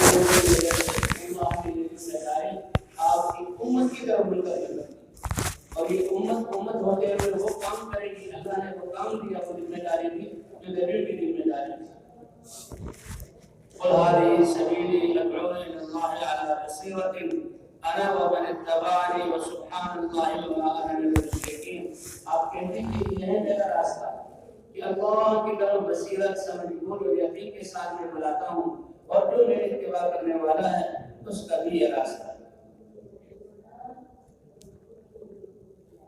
حضور صلی اللہ علیہ وسلم نے یہ دعوت دے کر آئے کیونکہ اللہ کا دین کے رواج کے خلاف ہے، اور اللہ کا دین سمجھو سے بالاتر ہے، اس لیے انسانیت جب بگڑتی تھی تو اس پر اللہ جو ہے نبیوں کو دعوت دے کر بھیجتے، اور دعوت سے ایمان ان کے دلوں میں آتا تھا، اور ایمان کی روشنی سے پھر یہ پتہ لگتا تھا کامیابی اللہ کے احکام میں۔ تو حضرات انبیاء کرام ہی اپنی قوموں کو اللہ کا دین سکھاتے تھے۔ فرمایا تبلیغ اور تعلیم کیا کہ جو طلب والے ہیں ان کو اللہ کا علم دینا، احکام کو سکھلانا، اور تبلیغ کیا ہے بے طلبوں میں طلب پیدا کرنا۔ تو ابتدا دعوت سے ہوتی، اور دعوت سے پھر ایمان آتا ہے، اور اس کے بعد اللہ کے احکام کرتے ہیں۔ اب قرآن پاک 23 سال میں اترا، مدینہ مکہ مکرمہ میں تو نماز صرف فرض نماز اتری، اور دعوت کے احکام اترے، اور ایمان کے بارے میں واقعات اترے، اور آپ لا الہ الا اللہ کی دعوت دے رہے ہیں۔ 10ویں سال یا 11ویں سال یا ایک روایت کے 12ویں سال اللہ نے یہ فرض نماز ادا کی، نماز پڑھی۔ ایمان کی بات یہ نماز اتنا بڑا جاہری عمل، یہ ایک ایسا عمل ہے جس میں انسان ساری چیزوں سے فارغ ہو کر اللہ کے سامنے کھڑا ہوتا ہے۔ جی ہاں، کہ دل، دماغ، ہاتھ، پاؤں اور زبان، ہر چیز اللہ کے حکم کی پابند کہ اللہ کے گھر میں وضو کر کے آتا ہے، اللہ کے گھر میں کھڑا ہوتا ہے، اللہ اور کے گھر اللہ کے سامنے ہاتھ مانتا ہے، لیکن ساتوں آسمان فرشتوں سے بھرے ہوئے، اور جب سے اللہ نے ان کو پیدا کیا وہ اللہ کی تسبیح و تقدیس میں لگے ہوئے، اور میں آسمانوں میں کسی آسمان میں بارش کے 4 انگلیوں کے برابر جگہ خالی نہیں کہ فرشتہ اللہ کی عبادت میں نہ لگا ہوا، کوئی قیام میں ہے، کوئی رکوع میں ہے، کوئی سجدے میں ہے، کوئی تسبیح میں ہے، کوئی تحلیل میں ہے، لا الہ الا اللہ کی تکبیر میں ہے، اور سارے فرشتوں کی عبادت کا مجموعہ اللہ تعالیٰ نے اس امت کے مسلمان کو 2 رکعتوں میں ساری فرشتوں کی عبادت دی کہ وہ قیام بھی کرتا ہے، رکوع بھی، سجدہ بھی، تسبیح بھی، تحلیل بھی، اور ایک روایت میں آتا ہے کہ مسلمان کو نماز پڑھتا ہے، فرشتوں کی ساری عبادت کے ارکان کو بجا لاتا ہے، اور اللہ نے ایمان والوں کو ایک عمل ایسا عطا فرمایا کہ وہ فرشتوں کو بھی نہیں دیا، اور وہ قرآن پاک کا پڑھنا ہے کہ جب وہ سبحان اللہ کے بعد جب وہ نماز شروع کرتا ہے تو الحمدللہ رب العالمین الرحمن الرحیم مالک یوم الدین، اور پھر قرآن کو پڑھتا ہے کہ ان کی نماز میں ایک ظاہر چیز، اس لیے کہتے ہیں یہ نماز ایسا بنیادی عمل ہے ایمان کے بعد کہ جس کی نماز بن گئی اللہ اس کی زندگی کو پاکیزہ بنا دیتے ہیں، اور یہ انسان نماز میں کتنا قریب ہوتا ہے کہ جب انسان باوضو ہو کر جب یہ وضو کرتا ہے اسی وقت سے اللہ کی طرف سے عین و اجر اور ثواب کا معاملہ شروع ہو جاتا ہے، اور میں انسان جب اپنے اعضائے وضو کو دھوتا ہے تو یہ اعضائے وضو قیامت میں چمکیں گے جیسے سورج اور چاند کی روشنی ہوتی ہے۔ صحابہ نے پوچھا یا رسول اللہ اتنے انبیاء ہوں گے، اللہ کا دربار ہوگا، انسان میدان محشر میں ہوں گے، تو آپ اپنے امت کو کیسے پہچانیں گے؟ اللہ کے رسول نے فرمایا ضرور میں پہچانوں، اور کیسی زبردست اور آسان مثال دی، ایک بہت بڑا میدان سرخ رنگ کے، کالے رنگ کے، مشکی رنگ کے گھوڑوں سے بھرا ہوا ہو، اور اس میں سے کچھ گھوڑے ایسے ہوں کہ ان کا چہرہ اور ان کی چاروں ٹانگیں سفید ہوں، تو کیا ان گھوڑوں کا مالک پہچانے گا نہیں؟ یا رسول اللہ بالکل پہچانے گا، یہ بالکل الگ نشانی ہے۔ فرمایا میرے امتیوں تمہارے اعضائے وضو چمک رہے ہوں گے، تمہارے اعضائے وضو کی چمک سے میں پہچانوں گا۔ اور انسان وضو کر کے جب مسجد کی طرف جاتا ہے ہر قدم پر اللہ ایک نیکی عطا فرماتے ہیں، ایک گناہ معاف فرماتے ہیں، ایک درجہ بلند کر دیتے ہیں۔ اللہ صحابہ کرام فرماتے ہیں کہ ہمارے زمانے میں مسجد میں جماعت سے نماز ہو رہی ہے، ایک صحابی تھے کہ مدینے کی آبادی میں سب سے دور کا طریقہ ہے، راستے میں ڈیلے اور نشے و شراب اور پتھر، جی ہاں پتھر بھی بڑے جو ہے سنگریزے قسم کے پتھر، اور راستے میں راتوں کو جو ہے کیڑوں مکوڑوں سانپ بچھو کا ڈر، اور مدینے کی جو ہے تیز دھوپ، اور سردیوں کی راتوں میں راتوں کی تیز ہوائیں، ٹھنڈی ہوائیں، لیکن وہ صحابی ایسے تھے ہر نماز میں پہلے پہنچتے تھے اور پیدل آتے تھے کہ رش کر صحابہ بھی رش، یہ کیسے صحابی ہیں کہ سب سے زیادہ دور ہے اور سب سے پہلے پہنچتے ہیں؟ تو بعض صحابہ نے بطور ہمدردی کے لمشترے کا حمارن، اگر تم گدھا خرید لو اور اس پر سوار ہو کے آ جایا کرو تاکہ جلدی پہنچ جاؤ اور اس طرح راستے کی مشقت اور ٹھوکروں سے تم بچ جاؤ۔ وہ کہنے کے واہ کیا مجھے مشورہ دیتے ہو، میں تو یہ سمجھ رہا ہوں سب کچھ، لیکن مجھے یقین ہے کہ میرا اللہ ہر قدم پر، ہر ٹھوکر پر، ہر کام پر، ہر تھکن پر مجھے اجر دے گا، وہ اجر دینے کے لیے میں اپنی جان کو استعمال کروں۔ تو تبلیغ کا کام یہی ہے، اور حضرات انبیاء کرام یہی سمجھاتے تھے کہ اپنی زندگی کا ہر لمحہ، اپنے جسم کی ہر صلاحیت اور اللہ کی ہر دی نعمت کو خواہش کے بجائے اللہ کے حکم پر استعمال کرنے والے اور خرچ کرنے والے بن گیا۔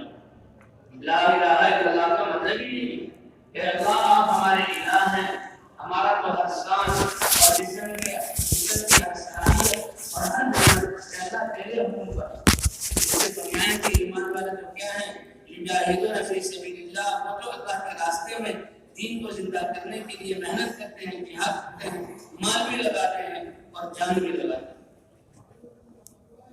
تو صحابہ نے کہا کہ میں تو ہر عمل کی यहाँ सवाब की उम्मीद रखता हूँ, अल्लाह से अजर लेने के लिए कर रहा हूँ। हजरत मोहम्मद सल्लल्लाहु अलैहि वसल्लम को इसका पता लगा। हुजूर सल्लल्लाहु अलैहि वसल्लम ने फरमाया, अल्लाह ने जैसे उसने नीयत की थी इस तरह उसके हर अमल का अजर उसके लिए लिख दिया है। एक वाकया ऐसा हुजूर सल्लल्लाहु अलैहि वसल्लम के जमाने में एक वक्त ऐसा आया कि जो मदीने के मस्जिद नबी के आसपास घर थे वो खाली हो गए, इलाका खाली हो गया। और बनी सलमा एक कबीला था जो जरा कुछ दूर रहता था, उनको पता लगा। उन्होंने कहा भाई कितनी बड़ी सादत की बात है कि मस्जिद नबी के आसपास जगह खाली, मस्जिद नबी के आसपास जगह खाली हो गई है, अगर हम उन जगहों को खरीद लें और अपने घर में हम वहाँ घर बना लें ताकि मस्जिद नबी में आना नमाज पढ़ना ये हमारे लिए आसान हो जाए। अल्लाह के रसूल सल्लल्लाहु अलैहि वसल्लम को पता लगा। अल्लाह के रसूल सल्लल्लाहु अलैहि वसल्लम ने फरमाया कि इस छोटा के सस्ता सौदा नहीं कि अपने जिस्म की राहत के लिए मशक्कत से अपने आप को बचाना। तो फौरन हुजूर सल्लल्लाहु अलैहि वसल्लम बनी सलमा दियारकुम तुक्तब आसारुकुम, बनी सलमा दियारकुम तुक्तब आसारुकुम, अपने घरों को लाके पकड़ो, वहीं दूर रहो। ये दूर से कि तुम चलकर मस्जिद नबी की तरफ आते हो, तुम्हारे एक एक कदम को लिखा जाता है। और लिखे जाने का क्या मतलब कि अल्लाह एक एक कदम पर तुम्हें नेकी अता फरमाएगा। और मुसलमान जब मस्जिद में आता है और नमाज में खड़ा होता है, साफ हदीस में आता है कि भी अल्लाह अकबर कहकर तो अल्लाह के उसके सारे दरमियान के पर्दे और उड़ जाते हैं। और इंसान जब नमाज में अल्हम्दुलिल्लाह रब्बिल आलमीन कहता है, अल्लाह फरमाते हैं हमीदनी अब्दी, और वो अर्रहमान अर्रहीम कहता है, अल्लाह उसका जवाब देते हैं असना अलैहि अब्दी। और जब वो मालिक यौमुद्दीन कहता है, अल्लाह फरमाता है मजदनी अब्दी, मेरे रब ने मेरे हम्द बयान की, मेरे बंदे ने मेरी सना बयान की, मेरे बंदे ने मेरे हम्द बयान की, मेरी सना बयान की, और मेरे बंदे ने मेरी बुजुर्गी बयान की। और जब ये मुसलमान इय्याका नअबुदु व इय्याका नस्तईन, जैसे ये कलमा पढ़ना अल्लाह से अहद है कि अल्लाह हमारे जज्बात, हमारी सलाहियतें, हमारे जान और माल अब ये तेरे लिए है, और इस अहद पर अल्लाह खुश होते हैं और इसका कितना ऊंचा मकाम हो जाता है। तो ये नमाज में जो कह रहा है और यहाँ कहता है इय्याका नअबुदु व इय्याका नस्तईन, कि अल्लाह तेरी ही इबादत करेंगे और तुझी से मदद मांगेंगे। अल्लाह फरमाते हैं कि ये इंसान मुझसे एक सौदा कर रहा है, मुझसे एक अहद और वादा कर रहा है, और इतना प्यारा इसने सौदा किया है कि इसकी जुबान से अब जो सवाल निकलेगा वले अब्दी मासल, मैं उस सवाल को जरूर पूरा करूंगा। इसलिए कहते हैं वस्तईनु बिस्सब्रि वस्सलाह, अगर अल्लाह की मदद चाहते हैं तो अल्लाह की मदद एक तो अल्लाह के दीन पर जमना और दीन पर चलने में जो नागवारें आए उन पर सब्र करना, ठंडी रातों में उठना, मस्जिद की तरफ आना, गर्मियों में आना, ठंडे पानी से वुज़ू करना, सांसों का चढ़ना, तो अल्लाह के दीन पर सब्र, इससे अल्लाह की मदद। और वस्सलाह, अल्लाह नमाज के जरिए अल्लाह की। तो ये कहते हैं इय्याका नअबुदु व इय्याका नस्तईन, अल्लाह फरमाते हैं हाज़ा बैनी व बैन अब्दी व लहु मा सअल, और फिर ये सवाल करेगा मैं इसको अता करूंगा। और फिर सवाल क्या करना वो भी अल्लाह ने बताया। हम लोग तो अपनी कमजोरी और सच्ची समझ और दुनिया के हालात से तासुर की वजह से हर एक पता नहीं क्या कुछ मांगता है, नमाज में मांग ले, लेकिन अल्लाह ने फरमाया सबसे बड़ी और सबसे अहम और सबसे बुनियादी जरूरत के लिए हिदायत की है, और वो सबसे बड़ी दौलत है, वो मांगो इहदिनस सिरातल मुस्तकीम सिरातल लज़ीना अनअमता अलैहिम गैरिल मग़दूबि अलैहिम वलद्दाल्लीन। ये आयत हिदायत मांग रहे हैं। उसके बाद आमीन कहता है, जिसकी आमीन फरिश्तों की आमीन के मुताबिक होगी, फरिश्ते भी आमीन कहते हैं, तो अल्लाह उसको उस दुआ को कबूल फरमा लेते हैं, उस दुआ को कबूल फरमा लेते हैं। तो सबसे बड़ी जरूरत हमारी हिदायत। इसलिए हज़रत मोहम्मद सल्लल्लाहु अलैहि वसल्लम की सुन्नत सहाबा किराम फरमाते हैं कुल्लमा अज़लहु अम्रुन फज़अ इला सलाह, जब भी कोई दुश्वार बुरा मौका आता, अमर पेश आता, हुजूर फौरन नमाज की तरफ दौड़ते, फौरन नमाज की तरफ दौड़ते। अल्लाह के रसूल जब ये दावत दे रहे हैं, दीन में कामयाबी बता रहे हैं, तो अल्लाह के रसूल अकेले और सहाबा जो पहले आम सहाबा जो ईमानदार, हज़रत बिलाल जो गुलाम थे, خباب بن ارد جن کی کوئی قوم اور قبیلہ نہیں تھا. سہیل جو روم کے تھے، خباب بن ارد اور باقی سب حضرت عمار اور یاسر اور سمیہ، یہ عام لوگ جو ایمان لانے والے تھے اور یہ حضور صلی اللہ علیہ وسلم کے ساتھ. تو اللہ تعالیٰ نے قرآن اتارا، قرآن کی آیت اتاری سورہ روم کہ ادھر روم اور فارس کی لڑائی ہو رہی تھی. اور اس زمانے میں نبوت کا ابتدائی زمانہ تھا. ایران یہ روم پر غالب آ رہا اور ان کی بستیوں کو تباہ کرتے کرتے بالکل آخر میں پہنچنے والا تھا. اور ادھر مسلمان بہت کمزور اور کفار ان کی پٹائیاں کر رہے تھے. لیکن صحابہ کو یقین تھا کہ صاحب میں ہم کامیاب ہیں. اللہ ہمیں بھی یقین عطا فرمائے. آج ہم نے اپنی خواہشات اور غرضوں کو پورا ہونا اور ہمیں خوشی کی چیز مل جانا، اس کو کامیابی سمجھ لیا ہے. حالانکہ صحابہ یہ سمجھتے تھے کہ اللہ کے امر کا پورا ہو جانا، اس کے لیے ہم پر مشقت آ جانا اور جان اور مال میں لگ جانا یہ کامیابی ہے. جیسے اللہ کے رسول نے اس کو بھی سنا ہے کہ لا الہ الا اللہ کے کہتے ہی تم کامیاب ہو جاؤ گے. تو بلال نے جب کلمہ کہا، ان کو جو پیٹا جا رہا ہے اور جسم سے خون رس رہا ہے، بلال اس کو عین کامیابی یقین کرتے ہیں. خباب بن ارد کو جو آگ پر ڈالا جا رہا ہے، ان کو یقین ہے کہ ہم کامیاب.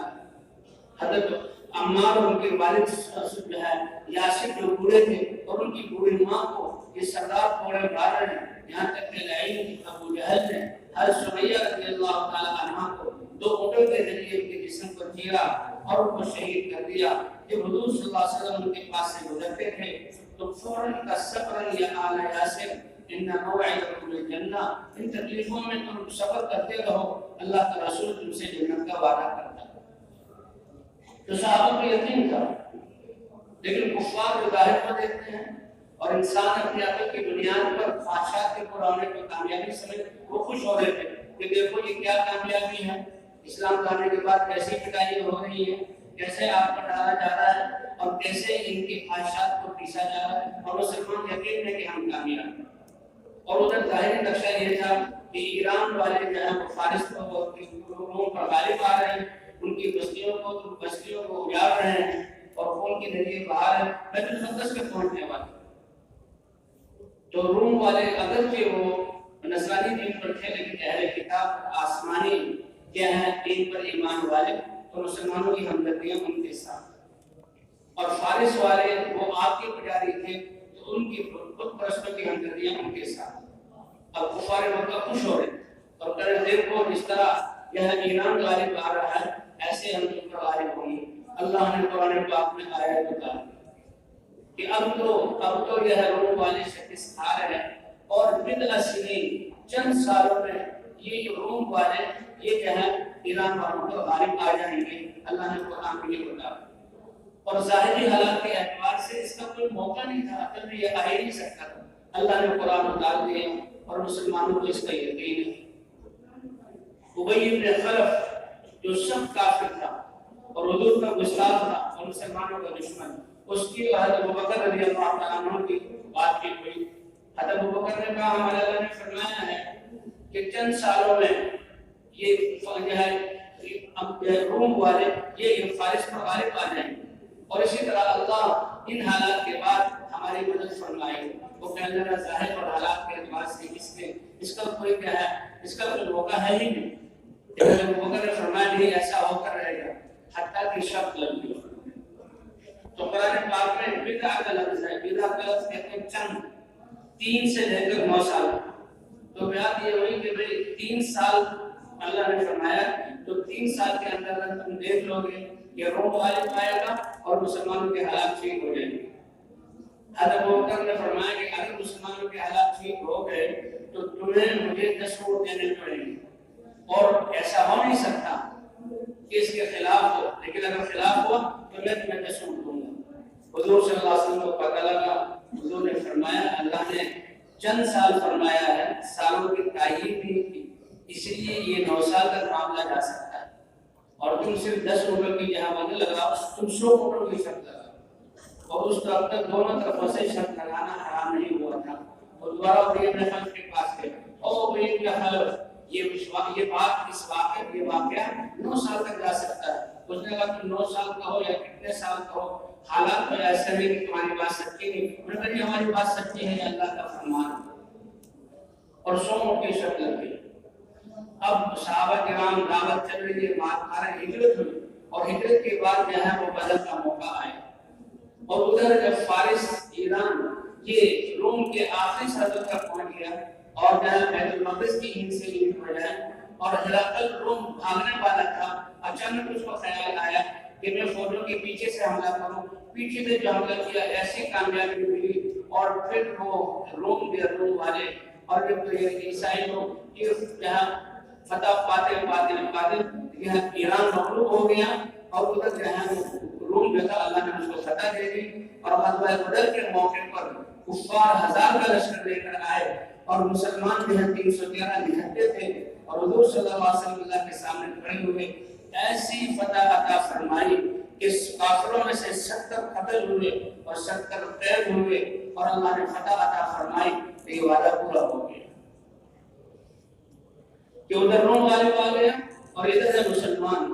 حضور صلی اللہ علیہ وسلم کا ارشاد ہے ابی بن خلف کو بدر کے بعد وہ مر گیا تھا، اس کے بیٹے ان کو بھی پاس تھا، تو وہ 100 اونٹ لے کر حضرت ابوبکر کے پاس پہنچے.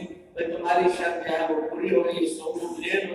حضور صلی اللہ علیہ وسلم کو پتہ لگا اس وقت دونوں طرفوں سے شرط لگانا یہ اسلام میں حرام ہو چکا تھا. حضور صلی اللہ علیہ وسلم نے فرمایا اونٹ تو لے لو، لیکن ان کو مثلا یہاں فقراء مساکین پر صدقہ کر دو. تو غزوہ بدر کے موقع پر جب حضور صلی اللہ علیہ وسلم اپنے صحابہ کو لے کر نکلے، ارادہ تو یہ تھا کہ ابو سفیان کا وہ قافلہ جو تجارت کا سامان لے کر جا رہا تھا، جن کفار مکہ نے مسلمانوں کو جہاں اتنی تکلیفیں دی کہ گھر چھوڑ کر نکلے، انہوں نے گھروں پر قبضہ کیا اور ان کے مالوں پر قبضہ کیا، اور وہ دوبارہ جو ہے ساتھ سلام مگا کر اسلام کے خلاف اپنی قوت کو بڑھا رہے تھے، وہ اس قافلے کو لے رہے. اور اللہ نے فرمایا تھا کہ تمہیں 2 جماعتوں میں سے ایک جماعت کو غلبہ دیں گے. تو وہ قافلہ جس کو لینا آسان تھا وہ تو بحفاظت مکہ پہنچ گیا، اور پھر جو ہے 1000 کا لشکر سامنے آ گیا.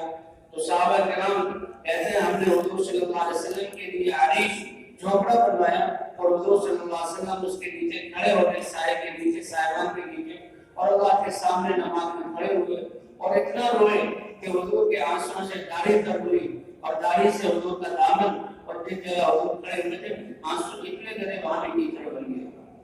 اور ابو بکر صدیق آئے کہ اللہ کے رسول، پیچھے سے یوں ہاتھوں سے حضور کو اپنے سینے کے ساتھ ملایا، فرمایا بس کریں، اللہ کی مدد اتر گئی. اور اللہ کے رسول یہ کہہ رہے اے اللہ اگر یہ چھوٹی سی جماعت پاس سے کس آ گئی تو میری ساری محنت جو ہے یہ اس پر پانی پھر جائے گا. ان تو لگ حاضر اصابہ فما تو پھر تیری عبادت نہیں کی جائے. یہ نہیں فرمایا تجارت باقی نہیں رہے گی، یہ نہیں فرمایا ذمہ دارہ باقی نہیں رہے گا، بلکہ اصل جو روح ہے عبادت اس کا حق ظاہر کیا، اور اللہ نے مدد کی، اور فرشتے اترے اور مسلمان فاتح بن کر مدینہ منورہ آ گئے. اب جب یہ حضور صلی اللہ علیہ وسلم اور صحابہ جنگ کے لیے جا رہے تھے تو حالات کو مدینے کے منافقین اور اہل یہود ان کو یہ حالات پہنچ رہے ہیں، اور وہ خوشی میں بغلے بجا رہے تھے کہ دیکھو یہ کافر کہاں 1000 مسلح اور کہاں 313 جو ہیں بے ہتھیار ہیں، تو وہ غالب آ جائیں گے، اسی انتظار میں تھے.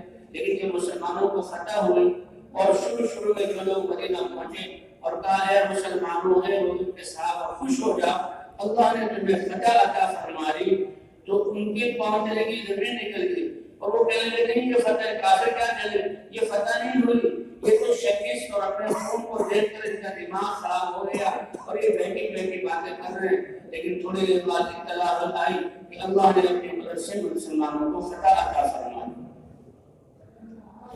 تو اس وقت بھی حضور صلی اللہ علیہ وسلم نماز، اس وقت میں نماز غزوہ احزاب کے موقع پر اللہ تعالیٰ فرماتے ہیں کہ ہم نے جنگ نہیں ہونے دی اور جنگ کے بغیر تمہاری کفایت کی اور ہوا کے ذریعے مدد کی. فرمایا بارشوا کے ذریعے میری مدد کی گئی. ایسی تیز ہوا چلی کہ کافروں کے جو قبائل تھے 10,000 سے بھی زیادہ مدینے پر چڑھنے کے لیے آئے تھے، یہ ہوا ان کے خیموں کو اکھیڑ رہی تھی، ان کی دیگوں کو الٹ رہی تھی، ان کے یہاں جانوروں کو پھینکا رہی تھی اور پتھروں کو اڑا رہی تھی، اور یہی ہوا جب مسلمانوں کی طرف آتی تو بہت زیادہ آرام ہے۔ لیکن سردیوں کی رات تھی اور یہ آخری وقت تھا۔ حضرت حذیفہ بن یمان رضی اللہ تعالیٰ عنہ فرماتے ہیں کہ سردی کے عالم کی وجہ سے کپڑے ہمارے پاس تھے نہیں، اب میں نے تو ایک گڑھا کھودا اور سردی کے جھنجھڑوں سے بچنے کے لیے میں تو یہاں گڑھے میں بیٹھ گیا۔ اس حال میں بھی صحابہ کرام نکلے، ہمارے پاس تو ہمارے کپڑے ہیں، پھر جیکٹیں ہیں، پھر چادریں ہیں، پھر اتنی بڑی عمارت ہے، اور صحابہ کرام کے پاس کچھ نہیں، سردی سے بچنے کے لیے بڑے پرانے کپڑے اور میں گڑھے میں بیٹھا ہوا۔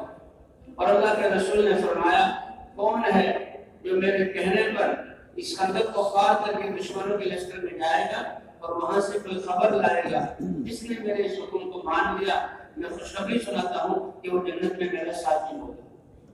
لیکن خوف کا اور دھوپ کا اور سردی کا یہ عالم تھا، باوجود اتنی خوشخبریوں کے صحابہ کرام جان لینے والے کسی کی ہمت نہیں پڑ رہی تھی کہ وہ اٹھ کے حضور کے پاس چلا جائے، یا رسول اللہ میں اسی طرح خوشخبری کو حاصل کرنے کے لیے تیار۔ ایسی سردی اور خوف کا عالم۔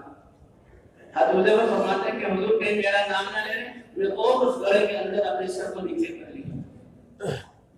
لیکن اللہ کے رسول او حذیفہ تم کہاں ہو، میرا نام لیا۔ جب حضور نے نام لے دیا بس اب تو اس میں جو ہے تاخر نہیں ہو سکتا۔ میں اٹھا اور حضور کے پاس آیا اور حضور نے فرمایا جاؤ خندق کو پار کرو اور کافروں کے جو ہے وہ لشکر میں جاؤ اور حالات معلوم کرو، اور دیکھو کہ کارنامہ نہ کرنا سوائے حالات معلوم کرنے کے۔ جو ہی میں حضور کے حکم کو مان کر ایک قدم میں نے آگے بڑھایا، اللہ نے میری ساری سردی کو دور کر دی۔ اور ایسا عالمی سردی ہے ہی نہیں، میں نے خندق کو پار کیا اور جب اس لشکر میں پہنچا تو اندھیرا تھا اور ہوا تیز چل رہی تھی، منظر ہی عجیب تھا۔ ابو سفیان جو سارا قبائل کو لے کر آیا تھا وہ اتنا بے بس اور پریشان ہو چکا تھا کہ خیمے اکھڑ رہے ہیں، جانور بھٹک رہے ہیں اور ہلا رہے ہیں اور دیگیں الٹ رہی ہیں، پتھر اڑ رہے ہیں۔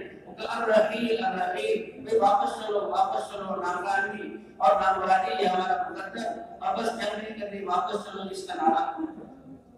اب ان کے آنے پر ابو سفیان کو احساس ہوا کہ کوئی اجنبی تو ہمیں نہیں آیا۔ اس نے اپنے لوگوں کو پوچھا بھی دیکھو ایک دوسرے کو پہچانو، کوئی اجنبی تو نہیں آیا ہمارے اندر۔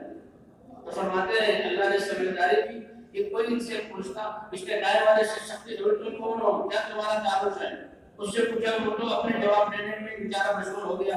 بائیں طرف والے سے پوچھا اس کو ہوش ہی نہیں آئی کہ وہ میرے بارے میں سوال کرے۔ اللہ نے ایسی سمجھ عطا فرمائی اور اسے چھٹکارا ملا۔ اور کہا جب میں واپس آنے لگا ایک موقع پر ابو سفیان میرے نشانے کے سامنے تھا، میرے نشانے کے بالکل عین سامنے، اور میں نے درکش میں ہاتھ ڈال کر تیر بھی نکالا اور کمان پر بھی چڑھا دیا، لیکن اللہ کے رسول کا یہ بات کی بات یاد آ گئی کہ کارنامہ نہیں کرنا۔ میں نے اپنے درکش کو واپس کر دیا اور دیکھا یہ لوگ تو جا رہے ہیں، اور پھر راستے میں فرشتے ملے اور فرشتوں نے خوشخبری سنائی کہ اللہ کے نبی اور اپنے مقتدی اور محبوب کو بتا دو اللہ نے فتح عطا فرما دی۔ تو حذیفہ بن یمان جب یہ ساری باتیں کر کے واپس آئے اور جہاں حضور صلی اللہ علیہ وسلم کے پاس سے گئے تھے، اللہ کے رسول اس وقت بھی اللہ کے سامنے نماز میں کھڑے ہوئے۔ جب اللہ تعالیٰ نے لا الہ الا اللہ جیسا کلمہ حضور صلی اللہ علیہ وسلم کی دعوت کی برکت سے عطا فرمایا اور یہ نماز جیسی عبادت عطا فرمائی، اور اللہ نے یہ مبارک دین برحمت فرمایا کہ ہماری زندگی کا کوئی ایسا عمل نہیں جس میں اللہ کا حکم نہ ہو اور نبی صلی اللہ علیہ وسلم کا طریقہ نہ ہو۔ اللہ کا دین ہماری زندگی کے 24 گھنٹوں کو محیط ہے۔ اس لیے کہتے ہیں کہ یہ علم جو اللہ نے اشارہ ہر مسلمان کو اس شعبے سے تعلق رکھتا ہے، اللہ کے حکم کو سیکھنا اور اللہ کے حکم کو دوسرے تک سکھانا یہ اس کی ذمہ داری ہے۔ اس لیے فرمایا خیرکم من تعلم القرآن وعلمہ، تم سب میں سب سے بہترین وہ ہے جو قرآن کو سیکھے اور قرآن کو سکھائے، کیونکہ قرآن میں اللہ کا وہ دین ہے، دستور زندگی ہے جو اللہ نے اس امت کے لیے پسند کیا، اور اس میں وہ احکام ہیں جو نبی صلی اللہ علیہ وسلم کے واسطے سے اللہ نے ہمیں احکام دیے۔ اليوم اکملت لکم دینکم واتممت علیکم نعمتی ورضیت لکم الاسلام دینا۔ اتنی بڑی آیت ہے اور یہ اللہ کا اتنا بڑا احسان ہے کہ آج ہم نے ایمان والوں تمہارے دین کو مکمل کر دیا، کسی چیز میں بھی کسی اور کی طرف جھانکنے کی ضرورت ہے ہی نہیں۔ یہ لوگوں کو شوق ہوتا ہے معلومات کی ذاتی قرآن کے ملنے کے بعد اب اس کے برابری ذاتی تو کیا اس کے برابری بھی کوئی ممکن ہے ہی نہیں کہ ہم دوسری طرف دھیان دیں۔ اسی لیے حضرت عمر رضی اللہ تعالیٰ عنہ جب اپنے باغات اور کھیتوں سے بعد دفعہ واپس آتے تو راستے میں یہودیوں کے مدرسے پڑھتے تھے، ان کے علماء اپنے بچوں کو پڑھاتے تھے، تو وہاں سے گزرتے ہوئے ایک صحیفہ تورات کا مل گیا، حضرت عمر نے اٹھا لیا اور خوشی ہوئی کہ تورات میں جو لکھا ہے وہ بھی میں معلوم کر لوں، اور پڑھتے پڑھتے حضور صلی اللہ علیہ وسلم کی مجلس میں آ گئے اور حضور کی مجلس میں آ کر کے اس کو پڑھ رہے ہیں۔ ایسا کہ رسول یہ صحیفہ ہے تورات میں پڑھ رہا ہوں، اللہ کے رسول کو اتنا غصہ چڑھا کہ چہرہ سرخ ہو گیا اور رگیں پھول گئی، اور بعد روایت میں صحابہ نے تلواریں نکالی کہ کس نے حضور کو جہاں اتنا غصے میں ڈال دیا، کس نے پریشان کیا ہے، اور عمر کو اس کا انتباہ نہیں ہوا۔ حضرت ابوبکر صدیق نے کہا اے ابو عمر تیری ماں تجھے خون کر دے، تیرا ناس ہو کیا کر رہے ہو؟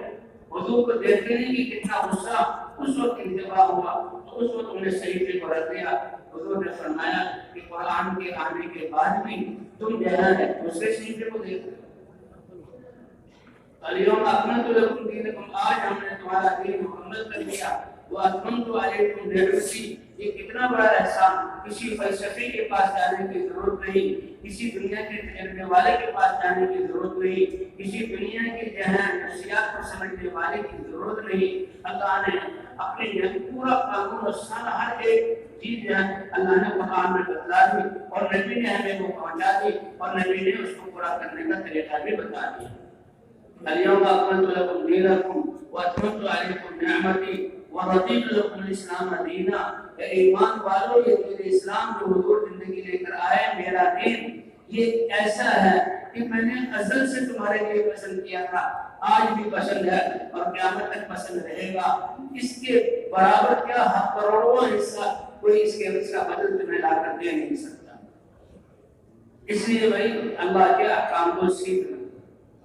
ایک یہودی وہ حضرت عمر سے کہنے لگے یہ اتنی بڑی آیت ہے اور یہ اللہ کا اتنا بڑا حکم ہے، اگر ہماری کتاب میں ایسی آیت اللہ نے عطا فرما دے تو ہم اس دن کو عید کا دن بنا لیتے، وہ ہمارا عید کا دن ہوتا۔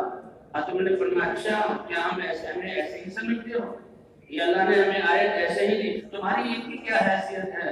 یہ تو سب سے بہترین دن عرفہ کا دن، اور جس دن کے حضور اپنے ہزاروں صحابہ کے ساتھ حج کے احرام میں ہوتے ہوئے اور مینا سے ہوتے ہوئے عرفہ میں دعا میں مشغول ہیں، تو سب سے قیمتی دن ہے اور عید کا دن ہے، اور حضور صحابہ کے ساتھ حج میں ہیں، اس وقت اللہ نے یہ آیت ہمیں عطا فرمائی۔ اليوم اکملت لکم دینکم واتممت علیکم نعمتی ورضیت لکم الاسلام دینا۔ تو یہ تیاری ہے آخرت کی، اور یہ ہمارے سفر کے اسباب ہیں، ایمان کو بنانا، نمازوں کو بنانا، اور اللہ کے دین کو اپنے زندگی کے شعبوں میں زندہ کرنا، اور پھر اخلاص کہ ہمارا ہر عمل خالص اللہ کے لیے، کہ اعمال کا وزن جو ہے وہ اخلاص کے مقدر ہوگا۔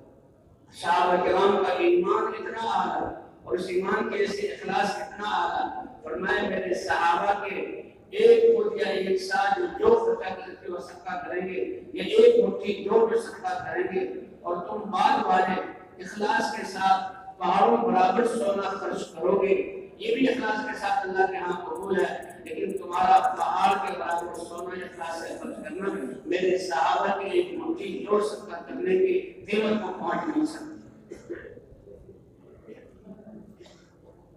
اس لیے بھائی اللہ یہ عمل خالص اللہ کے لیے کرنا، اللہ سے ڈرتے رہنا۔ حضرت ابوبکر صدیق رضی اللہ تعالیٰ عنہ، حضرت عمر رضی اللہ تعالیٰ عنہ، ان کی اخلاص کا تو یہ مقام تھا، باوجود حضرت ابوبکر کے قرآن میں ذکر آنے کے باوجود حضور صلی اللہ علیہ وسلم کے صحابہ اور حضرت ابوبکر کے فضائل و مناقب بیان کرنے کے، آپ نے فرمایا جنت کے 8 دروازے ہوں گے، اور ہر زیادہ عمل کرنے والا وہ ایک خاص دروازے سے داخل ہوگا، روزے میں آگے بڑھنے والے وہ روزے داروں کے لیے درمیان روز دروازہ، اس میں سے ذکر زیادہ کرنے والے سارے اعمال کے ساتھ وہ ذاکرین کے دروازے سے داخل ہوں گے، یا رسول اللہ مجھے کیا ضرورت کہ ان میں سے ایک دروازے کی کوئی ایسا ہستی بھی ہوگی کہ جو آٹھوں دروازوں سے داخل ہو، پکارا جائے کہ منہ سے داخل ہو، کوئی ایسی ہستی بھی ہوگی؟ حضور نے فرمایا اے ابو بکر تم انہی میں سے ہو کہ یہ آٹھوں دروازے اپنے اعزاز کے لیے تمہیں پکاریں گے، اے ابو بکر ہم میں سے داخل ہو کر ہمیں یہ اعزاز عطا کر دو۔ لیکن خوف کا یہ عالم تھا، کاش میں کوئی پرندہ ہوتا، کاش میں کوئی دمبا ہوتا، اس کے اہل اس کو پال کر موٹا کرتے اور مہمانوں کے آنے پر اس کو ذبح کرتے اور ذبح کر کے اس کی زندگی کا قصہ ختم ہو جاتا اور اللہ کے سامنے پیش نہیں ہوگا۔ کاش یہ میں بھی ایسا ہوتا کہ اللہ کے سامنے حساب کے لیے پیش نہ کیا جاتا۔ ایسے حضرت عمر رضی اللہ تعالیٰ عنہ، جی ہاں حضرت عمر رضی اللہ تعالیٰ عنہ جب ان کو فجر کی نماز میں نیزہ مارا گیا اور ان کی زخمی ہوئے خون نکل رہا تھا آخری وقت، تو ان کے بیٹے عبداللہ بن عمر کو کہتے ہیں کہ وہ بیٹھے ہوئے تھے اور دودھ پیا تو دودھ انگلی میں سے نکل گیا، ایسی حالت تھی۔ انہوں نے ان کے سر کو اپنی ران پر رکھا ہوا تھا۔ حضرت عمر رضی اللہ تعالیٰ عنہ سر کو زمین پر رکھ دیتے تھے اور کہتے تھے اے عمر اگر تیرے رب نے تجھے معاف نہ کیا تو تمہارا بہت بڑا نقصان ہو جائے گا۔ حضرت عمر رضی اللہ تعالیٰ عنہ نے جب انتقال کا وقت ہوا اپنے بیٹے کو بھیجے کہ دیکھو جاؤ اور حضرت عائشہ رضی اللہ تعالیٰ عنہ سے پوچھو کہ میرے انتقال کا وقت آ گیا ہے اور میرے دفن ہونے کا وقت ہے، تو یہ حجرہ آپ کا حجرہ ہے، اس میں اللہ کے رسول ہیں اور حضرت ابوبکر صدیق رضی اللہ تعالیٰ عنہ ہیں اور ایک قبر کی جگہ باقی ہے اور ایک اس میں عیسیٰ علیہ السلام آئیں گے اور وہاں دفن ہوں گے، تو ان سے اجازت دے دو، اگر وہ اجازت دیں تو مجھے بھی میرے ساتھیوں کے ساتھ دفن کر دیا جائے۔ تو حضرت عائشہ رضی اللہ عنہ یہ تو جگہ میں نے اپنے لیے سوچی ہوئی تھی، لیکن امیر المومنین کا یہ حکم آیا ہے میں ان کو ترجیح دیتی ہوں اور اس کی اجازت دیتی ہوں۔ اور پھر جب انتقال کا اور وقت قریب ہوا اپنے بیٹے سے کہا کہ دیکھو ہو سکتا ہے عائشہ نے امیر المومنین ہونے کی وجہ سے اس بات کا خیال کیا ہو جب میری روح نکل جائے اور تم میرے جنازے کو لے کر جاؤ تو اس حجرے کے سامنے میری چارپائی کو رکھ دینا اور اس وقت پھر حضرت عائشہ سے سوال کرنا، اگر جواب دے دیں ہاں کر لیں تو میرے کو وہاں دفن کرنا ورنہ عام قبرستان میں مجھے دفن کر دینا۔ کاش کہ مجھے یہ حساب کتاب ایسا اخلاص صحابہ کرام اور میں اللہ تعالیٰ نے یہ نبی والی محنت حضرت محمد صلی اللہ علیہ وسلم کے ختم نبوت کی وجہ سے عطا فرمائی۔ حضور نے اپنی امت کو پہلے دن سے اس دعوت والے کام میں ساتھ دیا۔ کسی صحابی کو بھی دیکھو، یہ بھی کل پرسوں گزرا حضرت عروہ بن مسعود رضی اللہ تعالیٰ عنہ، یہ طائف والوں میں سے تھے، بنو ثقیف میں تھے، ان کے سردار تھے اور بڑے ان کے لاڈلے، اور جب وہ اسلام میں داخل ہوئے یا رسول اللہ مجھے اجازت دیں کہ میں اپنی قوم بنو ثقیف طائف والوں کے پاس جاؤں، ان کو دعوت دوں۔ کہنے لگے اے عروہ مجھے اندازہ ہے طائف والوں کی ہر درمی کا اور ان کی ضد اور تکبر کا مجھے کتنی تکلیفیں دی اور آج تک وہ بھی اسی حالت میں ہیں، مجھے ڈر ہے کہ تمہیں شہید کر دیں گے۔ یا رسول اللہ نہیں، میرا تو وہ بہت خیال رکھتے ہیں، میں ان کا بہت لاڈلا اور پیارا ہوں، میری بات کو ضرور مانیں گے۔ اللہ کے رسول نے شفقت کی بنا پر نصیحت کی۔ اب یہ جب گئے تو ان کا جو گھر تھا اس میں بالا خانے میں اوپر چڑھ گئے، لوگ جمع ہو گئے اور کہا کہ دیکھو میں تمہیں دعوت دیتا ہوں لا الہ الا اللہ محمد رسول اللہ کی۔ انہوں نے جب دعوت دی وہ نیچے بیٹھے ہوئے جو لوگ تھے تیروں کی ان پر خارش کی اور ایک تیر ایسا لگا کہ عروہ بن مسعود رضی اللہ تعالیٰ عنہ وہیں شہید ہو گئے۔ اور جب تیر لگا خون بہنے لگا اور جان جانے لگی تو لوگوں نے پوچھا کہ کہیں پریشان تو نہیں ہے اور کہیں غم تو نہیں ہے؟ کہا نہیں، یہ تو ایک احساس ہے اور یہ تو ایک مرتبہ ہے اور یہ تو اللہ کی طرف سے ایک درجہ ہے جو شہادت کی صورت میں اللہ نے مجھے عطا فرمایا اور خوشی خوشی جان اللہ کے حوالے کر دی۔ اور حضور صلی اللہ علیہ وسلم نے کیا فرمایا کہ میری امت میں بھی اس عروہ بن مسعود کی مثال ایسی ہے جیسے پہلی امتوں میں حبیب نجار کی مثال تھی کہ جیسے اس نے نبیوں کے ساتھ دیا اور اس کی قوم نے اس کو مارا اور شہادت دے دی اور شہادت پر وہ خوش ہے اور شہید ہونے کے بعد بھی وہ کہہ رہا ہے کاش میری قوم جان لے کہ انہوں نے تو مجھے اپنے گمان کے مطابق ختم کر دیا، لیکن اللہ نے مجھے کتنی بڑی عزت دی اور یہ علم ان کی ہدایت کا ذریعہ بن گیا۔ قال یا لیت قومی یعلمون بما غفر لی ربی وجعلنی من المکرمین۔ اور اس کے کچھ عرصے بعد پھر طائف والے حضور صلی اللہ علیہ وسلم کی خدمت میں آ گئے۔ انہوں نے ایک وفد بھیجا، 6-7 بڑے سردار حضور کی خدمت میں آئے اور ان کے لیے حضور صلی اللہ علیہ وسلم نے مسجد نبی کے برآمدے میں، مسجد نبی برآمدے میں ان کے لیے خیمہ لگوایا اور ان کو وہاں اتارا اور حضور صلی اللہ علیہ وسلم ان سے بات کر رہے ہیں۔ ایک صحابی ہے جو واسطہ ہے حضور اور یہودیوں کے درمیان، وہ بات کرتے ہیں اور جب وہ کھانا لاتے ہیں طائف والے کہتے ہیں نہیں ہمیں ڈر ہے اس میں ڈر نہ ملا، پہلے تم کھاؤ، اگر تم بچ گئے تو بعد میں ہم کھائیں۔ اور حضور صلی اللہ علیہ وسلم کے پاس آ گئے، کہنے لگے ہم اپنے بتوں کو نہیں چھوڑیں گے۔ حضور نے فرمایا بتوں کو تو توڑنا پڑے گا۔ کہا 3 سال کے لیے ہمیں مہلت دے دیں، بت ہمارے پاس رہیں تاکہ ہم اپنے نادانوں کو سمجھا سکیں۔ حضور نے فرمایا نہیں۔ انہوں نے کہا 1 سال کی اجازت دے دیں کہ بتوں کو ہم اپنے سامنے رکھیں، ہم اپنے نادانوں کو سمجھائیں۔ حضور نے فرمایا نہیں۔ فرمایا 1 مہینے کی اجازت دے دیں کہ 1 مہینہ کا۔ فرمایا نہیں، اتنا ہے کہ تم اپنے بتوں کو تم اپنے ہاتھوں سے توڑنا نہیں چاہتے، اس کی اجازت دے سکتا ہوں، لیکن میں اپنے صحابہ بھیجوں گا جو تمہارے ان بتوں پر سب سے بڑے بت کو گرا دیں گے۔ اسلام لا الہ الا اللہ، اس کلمے کے کہنے کے بعد بتوں کی کوئی اجازت نہیں۔ اچھا ٹھیک ہے ہم ایمان تو لے آتے ہیں لیکن نماز نہیں پڑھیں گے، یہ کیا سر نیچے پیٹھ اوپر اور ایسے زمین پر تو یہاں سر رکھنا، یہ ہے ہمیں پسند نہیں ہے۔ فرمایا اے اہل طائف تمہیں ایمان بھی لا چکے، ایسا دین جس میں نماز نہ ہو اس میں تو کوئی خیر ہے ہی نہیں۔ لا خیر فی دین لا صلاۃ فیہ، جس میں نماز نہیں، نماز پڑھنی پڑے گی۔ اور کہا ہمیں جو ہے جمع کر کے جہاد کے لیے جمع کر کے ہمیں جہاد نہ نکالا جائے اور ہم سے جو ہے ہماری پیداوار کا عشر ابھی نہ لیا جائے اور ہم سے زکوٰۃ وصول نہ کی جائے۔ حضور نے فرمایا اس میں چشم پوشی کر لو، یہ ایمان اور نماز پر آ گئے تو اللہ تعالیٰ ان میں یہ استعداد پیدا کر دیں گے، یہ خود ہی جہاد کرنے والے بنیں گے اور خود ہی زکوٰۃ و عشر دینے والے بنیں گے، کیونکہ جتنا ایمان اور یقین اللہ کی ذات پر بڑھتا چلا جائے گا، اللہ کے احکام کو ماننے کی استعداد ان میں آتی چلی جائے گی۔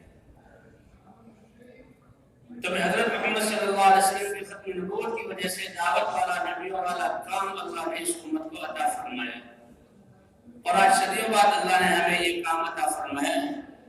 یہ تو وہ کام ہے جس کی وجہ سے اس امت کو خیر امت کہا گیا، اور اس کی وجہ کے لیے اللہ نے اس کو چنا، وَاجْتَبَاكُمْ، اللہ نے تمہیں چنا ہے اور اللہ نے اس کو پسند کیا اور خیر امت کا لقب اس کو دیا۔ اور جب تک امت اس کام میں 100% لگی ہوئی تھی تو دین مدینے سے نکل کر دنیا کے 2/3 حصوں میں پہنچا اور انسانیت کو ہدایت کا نور ملا اور دین پر چلنے والے بنے۔ لیکن جب 100% امت نے اس کام کو چھوڑا اور یہ کام خواص میں، علماء میں، مشائخ میں منحصر ہو گیا، ان کی برکت سے دین باقی رہا، لیکن عام طبقہ دین سے کتنا دور ہو گیا۔ حضرت عائشہ رضی اللہ عنہ فرماتی ہیں کہ حضور صلی اللہ علیہ وسلم جب گھر میں تشریف لاتے تھے تو مسکراتے ہوئے داخل ہوتے، ہم گھر والوں کے ساتھ گھل نہیں جاتے اور گھر کے کاموں میں ہمارا ہاتھ بٹاتے، ہمارا ہاتھ بٹاتے تھے، لیکن جو ہی اذان ہوتی فوراً اذان کا لفظ سنتے جیسے دنیا سے تعلق رہائیں، فوراً رابطہ اللہ سے ہو جاتا اور اس کی عظمت ایسی چھا جاتی جسے ہم کو جانتے ہی نہیں۔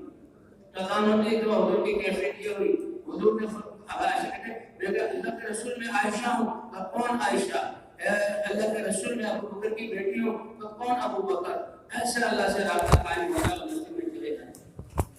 ایک دفعہ حضور صلی اللہ علیہ وسلم آئے ایسی کیفیت میں تھے، کسی کی طرف متوجہ نہیں ہوئے، بس گھر میں وضو کی جگہ نہیں وضو کیا اور مسجد میں تشریف لے گئے۔ میں سمجھ گئی کہ یہ تو بہت اہم کوئی واقعہ ہے، ایسا حضور کا رابطہ اللہ سے کوئی اہم بات ہے۔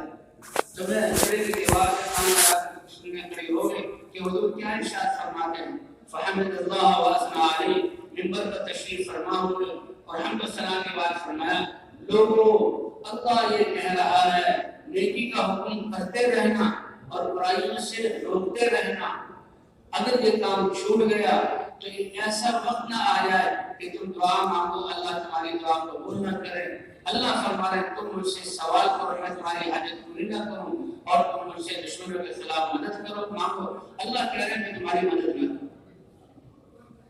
اس زمانے میں دین پورا موجود ہے، اس کے باوجود حضور فرما رہے ہیں امر بالمعروف نہیں ہے، ان کا دعوت والا کام کرتے رہے۔ اور صحابہ کرام نے وَاسْتَغْفِرُوا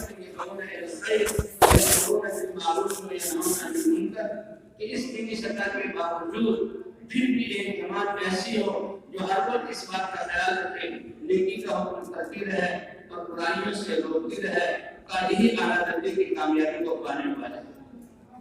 اور یہ اپنی صدیوں سے کام چھوڑ چکا تھا، اور وہی حضور صلی اللہ علیہ وسلم کی حدیث سچی ثابت ہو رہی تھی۔ اللہ نے یہ محنت دوبارہ ہمیں عطا فرمائی، اللہ اس کے قدر دانی کی توفیق عطا فرمائی۔ آج دنیا میں جو پریشانیاں ہیں اس کے مجرم ہم، کہ دین موجود ہوتا تو یہ پریشانیاں نہ آتی، اور دین جو نکلا ہے وہ ہماری محنت نہ کرنے کی وجہ سے اللہ نے آج یہ محنت عطا فرمائی، اللہ اس کی قدر دانی کی توفیق عطا فرمائی۔ اور دین کی محنت کے لیے اللہ نے صرف اس کلمے کو دیکھا کہ ہم نے اے اللہ ہم تجھ پر ایمان والے ہیں، تیرے نبی کو رسول ماننے والے ہیں، اللہ نے فرمایا جاؤ نبی کے سرکار والا کام بھی میں نے تمہیں دے دیا۔ جس طرح تم نے اقرار کیا کہ اے اللہ تیرے احکام مانیں گے اور تیرے سامنے سر جھکائیں گے، ایسی عزت سے ہم رہیں گے، تیرے نبی کی سنت پر چلیں گے، اللہ نے فرمایا اس کے ساتھ ساتھ اس پیغام کو پوری دنیا تک پہنچاؤ، یہ ذمہ داری میں نے بطور احسان میں تم کو عطا کر دی۔ تمہیں اللہ نے ساری دنیا کے انسان ہمارے سامنے، انسان کو انسان اور ایسا دل اللہ نے رکھا ہے، ایک کتے کا بچہ، بلی کا بچہ، انسان تو بہت بڑی بات ہے، صرف آگ میں گرے اور ناک بن گئے، اس کو برداشت نہیں کر سکتا، تو ایمان والے کیسے برداشت کریں گے؟ ارب آرام انسان کے کفر پر مر کے ہمیشہ جہنم میں لے گے۔ ایمان والے کیسے برداشت کر سکتے ہیں کہ انسانیت اللہ کو ناراض کر رہی ہے اور اللہ کو غصہ دلا رہی ہے اور ہم ایمان میں جائیں چین سے بیٹھ جائیں؟ ایسا ہو نہیں سکتا۔ اے اللہ یا تیرا دین زندہ ہو جائے یا ہماری عمریں تیرے راستے میں بیت کر اور دنیا کے کونے کونے میں ہماری عمریں بن جائیں۔ اور اللہ بڑے قدردان کہ فرمایا ہمیں یسوع صاحب فرماتے تھے لاکھوں کروڑوں تو حرکت کرنے والے ہو گئے، اور یہ تو ابھی ہم اس صفات کو اپنے اندر پیدا کر رہے ہیں کہ اللہ ہمارے صبر کو دیکھ کر، اللہ ہمارے تقوی کو دیکھ کر، اللہ ہماری نرمی اور ہمارے جو ہے توکل کو دیکھ کر اللہ ہمیں اس کام کے لیے قبول کر لے۔ یہ تو تیاری ہو رہی ہے، جی ہاں، تو اس کے لیے ابھی تو ہم وہ کام کب ہوگا جب نکلنے والوں میں ایسی صفات آ جائے، جس وقت نکلنے کے لیے کہا جائے وہ اپنے آپ کو پیش کر دیں، جہاں بھیجنے کے لیے کہا جائے وہ اپنے آپ کو پیش کر دیں، جس کے ساتھ بھیجا جائے وہ اس پر راضی ہوں، اور کتنے وقت کے لیے بھیجا جائے وہ اپنے آپ کا حوالے کر دیں۔ ایسے سینکڑوں لوگ آ جائیں تو پھر اللہ اپنی قدرت سے ہدایت کا سورج نکال کر قوموں کو ہدایت عطا فرمائیں۔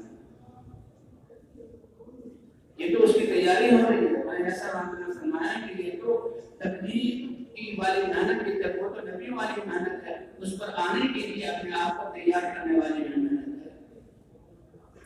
ابھی تو ہم جو ہے گھوم کر اور بڑا حساب کتاب لگا کر تھوڑا سا وقت دے رہے ہیں، لیکن بھائی کب تک نکلیں گے؟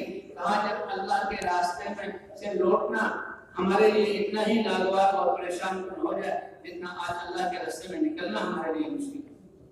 تو کیا خیال ہے بقیہ زندگی کو اس محنت کا مقصد بنا کر کرنے کا ارادہ کرتے ہیں انشاءاللہ؟ اور اللہ ایسے مہربان اے بندے دل میں تو نیت کر لے، کسی کو بھی پتہ نہ لگے، تو تیری نیت کے مطابق میں اس کام والا اپنے ہاتھ کو شمار کر لوں گا۔ وَإِذَا عَزَمْتَ فَتَوَكَّلْ عَلَى اللَّهِ إِنَّمَا الْأَعْمَالُ بِالنِّيَّاتِ۔ نیت کر لو کہ ہم نے اس محنت والا بن کر رہنا ہے، ساری دنیا کی انسانیت کی ذمہ داری، پوری امت مسلمہ اس محنت کو حضور کے طریقے پر کرنے والی بن جائے اور پوری انسانیت کو اللہ ہدایت دے کر جہنم سے بچا کر جنت کی راہ پر ڈال دیں۔ یہ ہماری منزل ہے اور یہ ہمارا مقصود ہے، اس وقت تک ہم محنت کو کرتے رہیں۔ تب جب نیتیں کر لیں کہ زندگی ہمارا یہ محنت والی زندگی کا مقصد ہے، تو بھائی واپس جا کر بھی اپنے علاقوں میں یا حضور صلی اللہ علیہ وسلم کہتے ہیں 10 سال کے عرصے میں 150 بھی کہتے ہیں سفر کرا اور 27 سفر میں خود حضور بڑے سفر میں ساتھ گئے اور 50 کے قریب چھوٹے موٹے سفر میں حضور ساتھ گئے. تو 10 سال میں کتنا موقع ان کو گھروں کو سنبھالنے کا, گھروں میں رہنے کا ملا ہوگا. اس لیے فرماتے تھے کہ صحابیات باوجود شوہروں کے ہونے کے زندگی ایسی جیسے بیوہ, اور بچے باوجود باپوں کے دنیا میں ہونے کے وہ اتنے سفر میں رہتے تھے جیسے یتیم بچے.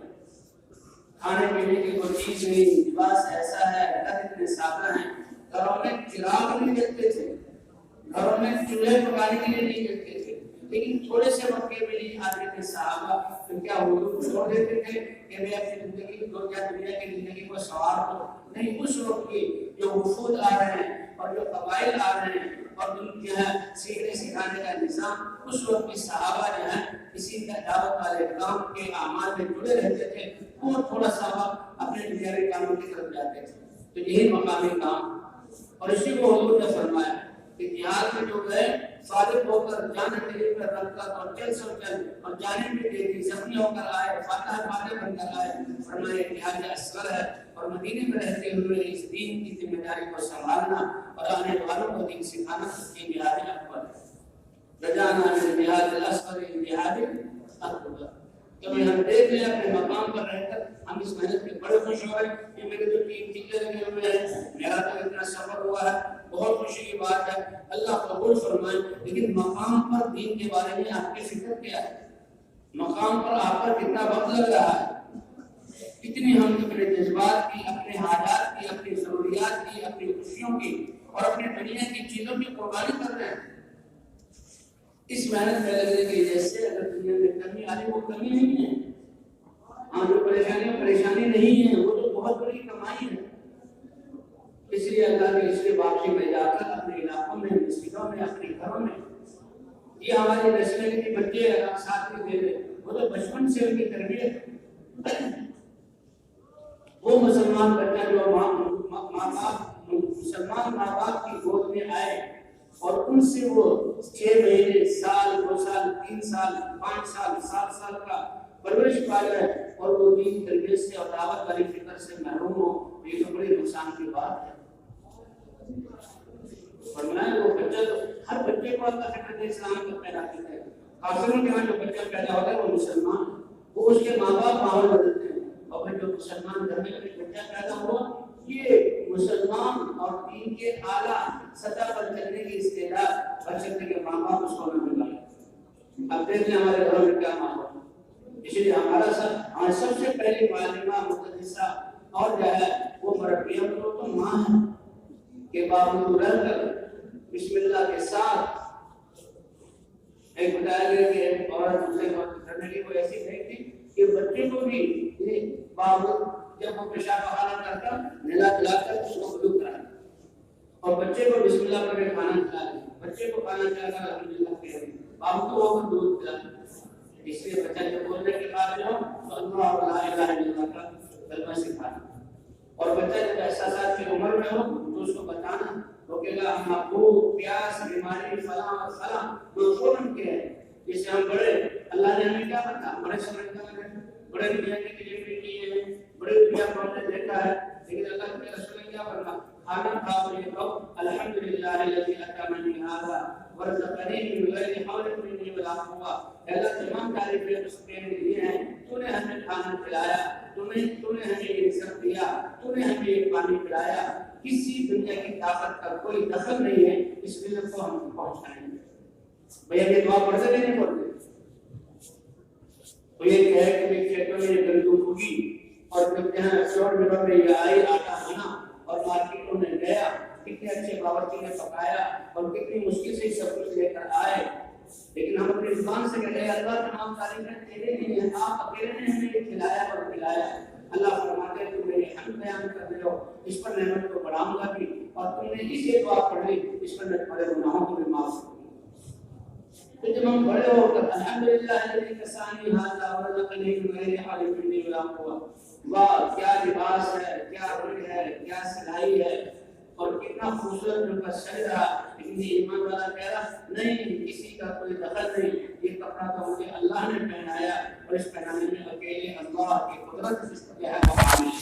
फरमाया मेरे बंदे ने मेरा शुक्र अदा किया और ये दुआ पढ़ी तो मैंने इसके गुनाहों को माफ कर दिया। सुब्हानल्लज़ी सख्खर लना हाज़ा व मा कुन्ना लहू मुक़रिनीन। ये जहाज और ये गाड़ी, ये कंडीशन बस, ये मेरी कार, या अल्लाह ये तेरी तारीफ है ये कि आपने इसको मेरी खिदमत में लगाया। हम इसको काबू करने वाले नहीं थे और हम तेरी तरफ लौटने वाले हैं। तो बचपन से बच्चों का ये जहन बना और ये दुआएं सिखाना और नमाज पर उनको डालना। तो भाई हमारे घरों से बच्चों की तरबियत हो, हमारे महलों में आने वालों की तरबियत हो, हमारे बाजार, हमारी अदालतें, हमारे खेत, वहाँ हमारी जिंदगी से पता लगे कि अल्लाह का दीन ये है और नबी की सुन्नत ये है। तभी अल्लाह के रास्ते में निकलना भी है और अपने मकाम पर रहकर अपने मकाम की मेहनत को भी करना है। अल्लाह सारी दुनिया वालों को लेकर आएंगे। फिर पाकिस्तान दीन की मेहनत शुरू हुई अल्लाह के रास्ते में। तो निकलने में तो बड़ा माहौल अच्छा है, लेकिन जब मोहल्लों में जाओ कि इस मस्जिद में कितने साथी हैं कि माशाअल्लाह 50, 60, 70, 80, 90, 100, 200, 400 तक ऐसे 3 चीजें वाले आदमी। अच्छा भाई सुबह के मशवरे में बच्चे अल्लाह माफ करे उसमें तो 5-6 बहुत मुश्किल से जमा होते हैं। अब वो अल्लाह जिसने ये काम दिया है जो देना जानता है वो देना भी जानता है। इसलिए ये हुजूर सल्लल्लाहु अलैहि वसल्लम का सहाबा किराम को मदीने में ऐसा मशहूर करना यही हमारा मकामी काम है। तो भाई करेंगे इंशाअल्लाह, अपने घरों के माहौल को बनाएंगे भी इंशाअल्लाह। तो सबसे पहली बात ये कि अल्लाह पिछली जिंदगी के गुनाहों को माफ करना और ये सारी दुनिया में वबाएं, मुसीबतें और ये परेशानियां, ये जुल्म और ये जबरदस्ती सारी हमारे दौलत की वजह से है। अल्लाह माफ फरमा दे और आइंदा इस जिंदगी की मेहनत को जिंदगी का मकसद बनाकर गुजारने की तौफीक अता फरमा दे। तो इसका सबसे पहला इल्हाम इस मजमे में से जिनके 4 महीने मिले वो अपने आप को 4 महीने के लिए पेश करें। कौन तैयार है? अपनी अपनी जगह खड़े हो जाए, अपनी अपनी जगह खड़े हो जाए, अपनी अपनी जगह खड़े हो जाए, खड़े होकर खड़े हो कि अल्लाह को दिखलाना है। काफी नहीं है, गलत नहीं है, माशाअल्लाह बैठा पड़े जानना है। उसके ऊपर वाले बच्चे पीछे वाले साथी कहना है वो भी अपनी अपनी जगह खड़े हो। अल्लाह दे इसके साथ साथ भाई खड़े हुए हैं बाकी जो बैठे हर साल में आत्मा अपने मकाम पर करना, हर साल 4 महीने मकाम वालों के मशवरे से वो अपने आप को पेश करें, वो अपने आप को पेश करें, वो अपने आप को पेश करें, वो अपने आप को पेश करें। माशाअल्लाह माशाअल्लाह, अल्लाह देख रहे हैं और अल्लाह के सामने पेश कर रहे हैं। यकीनन अल्लाह रहम फरमाकर कबूल फरमाएंगे और राहों को आसान फरमाएंगे। तशरीफ रखें 100% मजमा खड़ा हो गए। ये अल्लाह की खुशी की बात है, अल्लाह कबूल भी फरमा ले।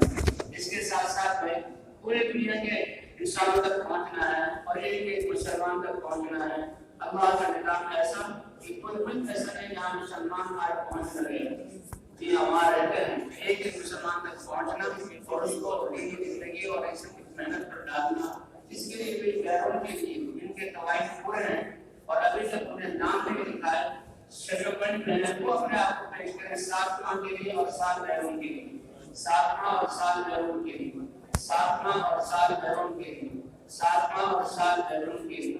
ऐसा हमने तो तेरी दीन की बात को सुना, तेरे कुरान के और सहाबा के किस्से को सुना, हमारे बस में के अपने आप को पेश कर देना, राहें हमवार करना, असबाब मुहैया करना, मैदानों को देना है अल्लाह ये तेरी कुदरत का काम। 7 माह और साल अंदरूनी मुल्क पैदल साल के लिए वो भी साथी फरमाए, अंदरूनी मुल्क पैदल साल के लिए, अंदरूनी मुल्क पैदल साल के लिए फरमाए हुए। ये भी बहुत बड़ी तश्कील है। अंदरूनी मुल्क साल भर फिरना और एक एक दरवाजे तक पहुंचना। देखिए ये इतनी ताकतवर आवाज है कि करोड़ों मुसलमान इसके लिए नक़्ल हरकत में आ गए, लेकिन अभी अरबों की तादाद बाकी है। 5 अरब इंसानियत तक भी पैगाम पहुंचना। अल्लाह दीनी फिदाएं कायम फरमा दे। तशरीफ तो इंशाअल्लाह इस मेहनत को अब जिंदगी का मकसद बनाकर करना है। हर तकादे पर अपने आप को पेश करना।